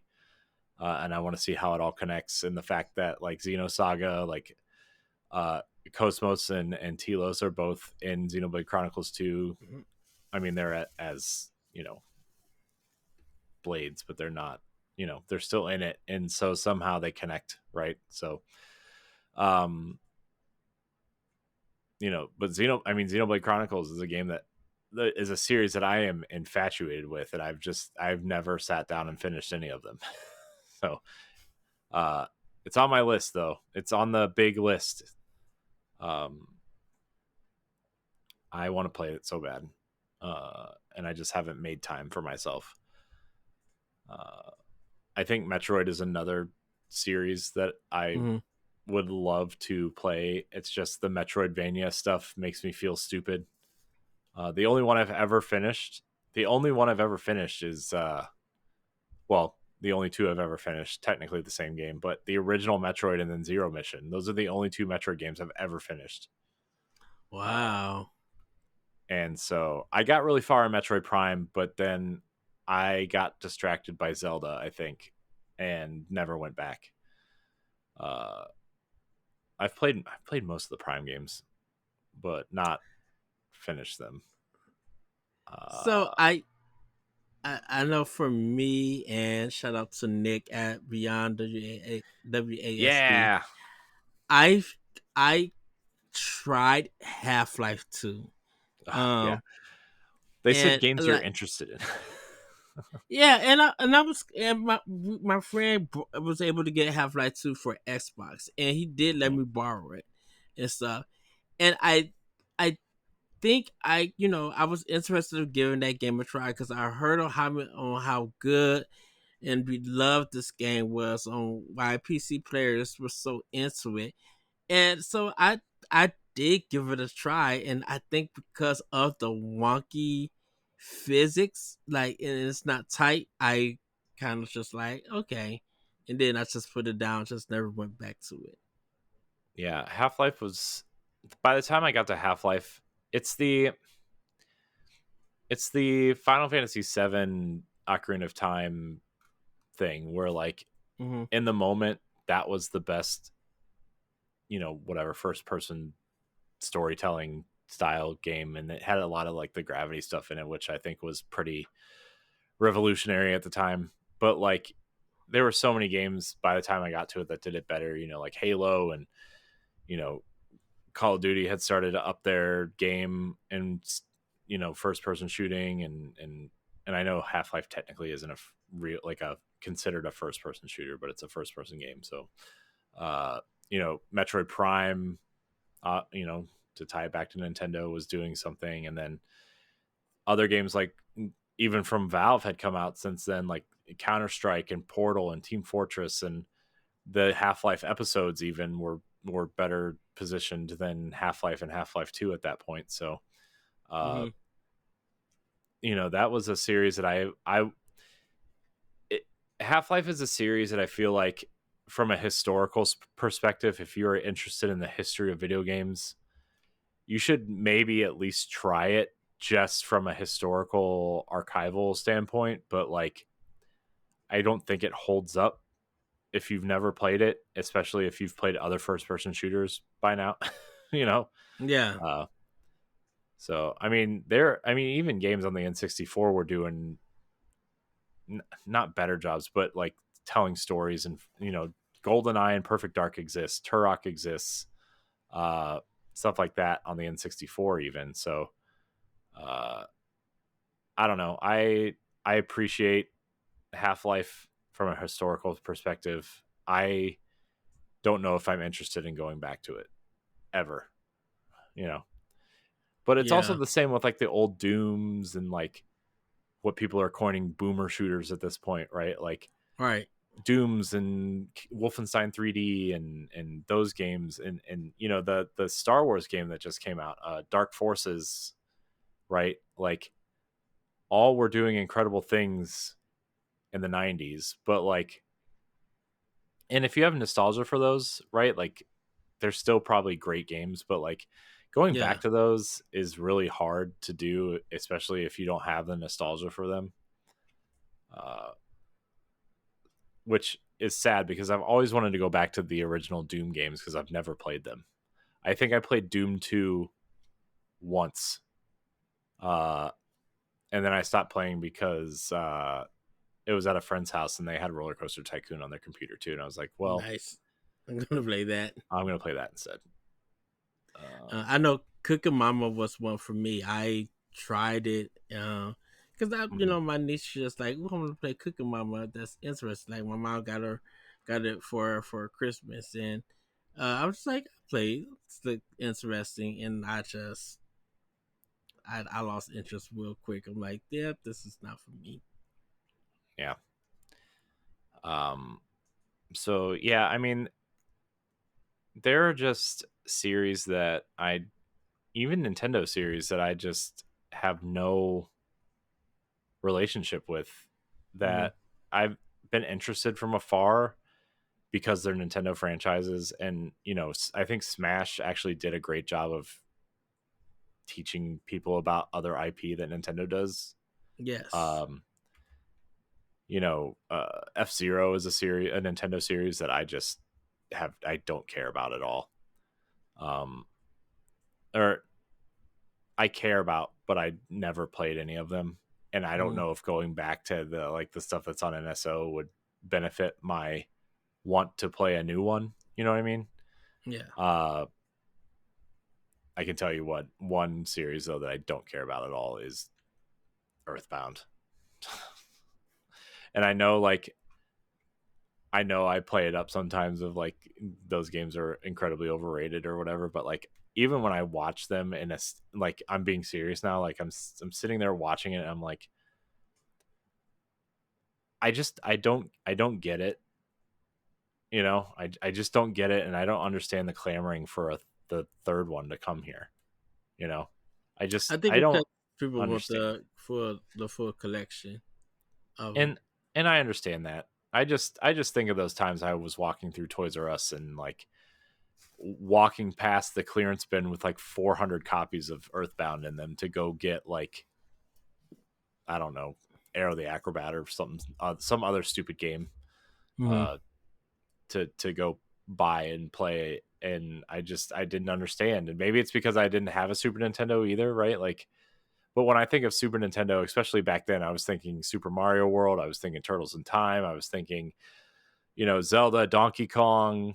I was not, Earthbound was like the farthest thing from my mind. Even Final Fantasy was starting to, rear its head in my brain back then, even though I didn't know or care what Final Fantasy was at the Yeah. time.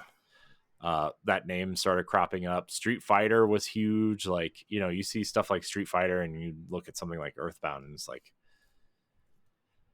I don't know, I'd rather be punching this guy in the face instead of like walking through this green square, which is supposed to represent someone's yard, I guess. I just, there are a lot of, I mean, and even Metroid was a series that I wasn't that interested in for a long time. I never played the original Metroid until the GBA, ironically, because that's where Zero Mission also came out at. But remember, the Yeah. GBA had that line of NES games that came out for it.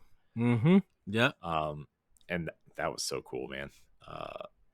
And I'm not talking about like the Mario Advance kind of 16-bit remakes. I'm talking about like the NES versions of those games. I had Donkey Kong, Metroid, and Super Mario Brothers were the three that I had. And I know there were more, but can't own everything when you're 12, 13, 14, 15. So, uh, but yeah, Metroid, I didn't become interested in Metroid until the original, and I played through the original, and then I played Zero Mission, and kind of I didn't know it was a remake of the first one until Mm-hmm. like partway through playing it. I'm like, I've played this game before, and then I was like, oh, this is just the first one. Then of course you read the back of the box, and you're like, oh, it clearly says this is a remake of the first game with extra stuff. But Yes. and even then, like after Zero Mission, I tried to find a way to play Super Metroid, and I was just like, I don't know. I'm playing, at this point, I'm playing GameCube games. I don't want to go back to Super Nintendo, and and then Metroid Prime came out, and Metroid Prime was the Nintendo equivalent of Halo at that point to me. Yeah. And I would much rather be playing those games than going back to Super Nintendo games at that point. Now, 20 years ago versus now, I am much more appreciative of games from back then, right? Like I have grown to, just like anything, right? You grow to appreciate the history and the evolution, and you want to see where these things started at, and you want to see where these things come from. And, uh, I need to make it my duty to go back and finish a lot of these experiences that I missed, right? Especially Yes. especially iconic series and historically important series, and just games that are good, right? Like A Link to the Past is like the biggest sore spot in my gaming history, and I love Zelda, Yeah. right? And that was like, this is a topic we're going to save for another post show, probably next week's post show, but what are some of your favorite game series that there are games that you haven't played or finished? And like, I I love Zelda. We talk about Zelda on the show more than anybody probably cares about. A Link to the Past, really, really, the original game and A Link to the Past are two standout games that I've never played, like finished at all. I've tried to play the first Zelda game, and I just need I don't know. I just need to sit down and finish the first game at least, and A Link to the Past, because I feel like I'm not a true fan if I don't at least finish A Link to the Now, Past. we did do our playthrough together of Link to the Past. I didn't play it though. You did. I watched. Okay. I watched it. Like, and yes, okay. I have seen a complete run of A Link to the Past. I've never finished it. And so I would like to do that. And, to that point, like I put off playing A Link Between Worlds because I want to play A Link to the Past first. And I think Triforce Heroes allegedly falls into that world too. I think, is that what David said, or somebody said that recently on one of our shows? Maybe it wasn't David. Yeah. I don't want to put words in David's mouth. I feel like somebody said that on a recent something we did. I don't know. We recorded so many Nintendo shows this week, I just don't remember what anybody said at this point. Well, I know for me, I tried Teenage Mutant Ninja Turtles 3, the one they went to Manhattan. Oh, yeah. The Manhattan Project. Manhattan Project. I never got to play it for Nintendo, so I was very interested in playing it. You I played didn't on the even make it. Cowabunga collection? Yes. Mm-hmm. I didn't even make it through the first level, and now my That's turtles hard. got killed. And I was just like, oh, you guys are doing the Double Dragon thing, the Double Dragon 3 thing. Okay. And got out of it and never went back. Yeah, Manhattan Project's really hard. It's like, because it does the it does the lost levels thing where it just expects you to continue playing the original arcade game, right? Which is like, Turtles 2 on the NES. Like, they just expect you to have that muscle memory, and that you actually finished that game and didn't die halfway through or whatever. But those Turtles NES games are difficult. Yes. And the Game Boy games are difficult too. I went back and tried to play those in the Cowabunga collection. Good luck. That third one though is supposedly really good. It's like a Metroidvania. Supposedly, it's supposedly really good. But yeah, I never got to finish the first one. But Turtles in Time, Harvestone Heist. Oh, those are the best ones. And TMN2, the arcade game, I have beaten. I beat Tournament Fighters on Super Nintendo, but I did not beat it on Sega Genesis. And the bad thing about it is that I bought the Sega Genesis version for $20 Mm, from KB Toy Store and mm. just could not beat it. And I was just like, well, that's no And interest KB in me. Toys.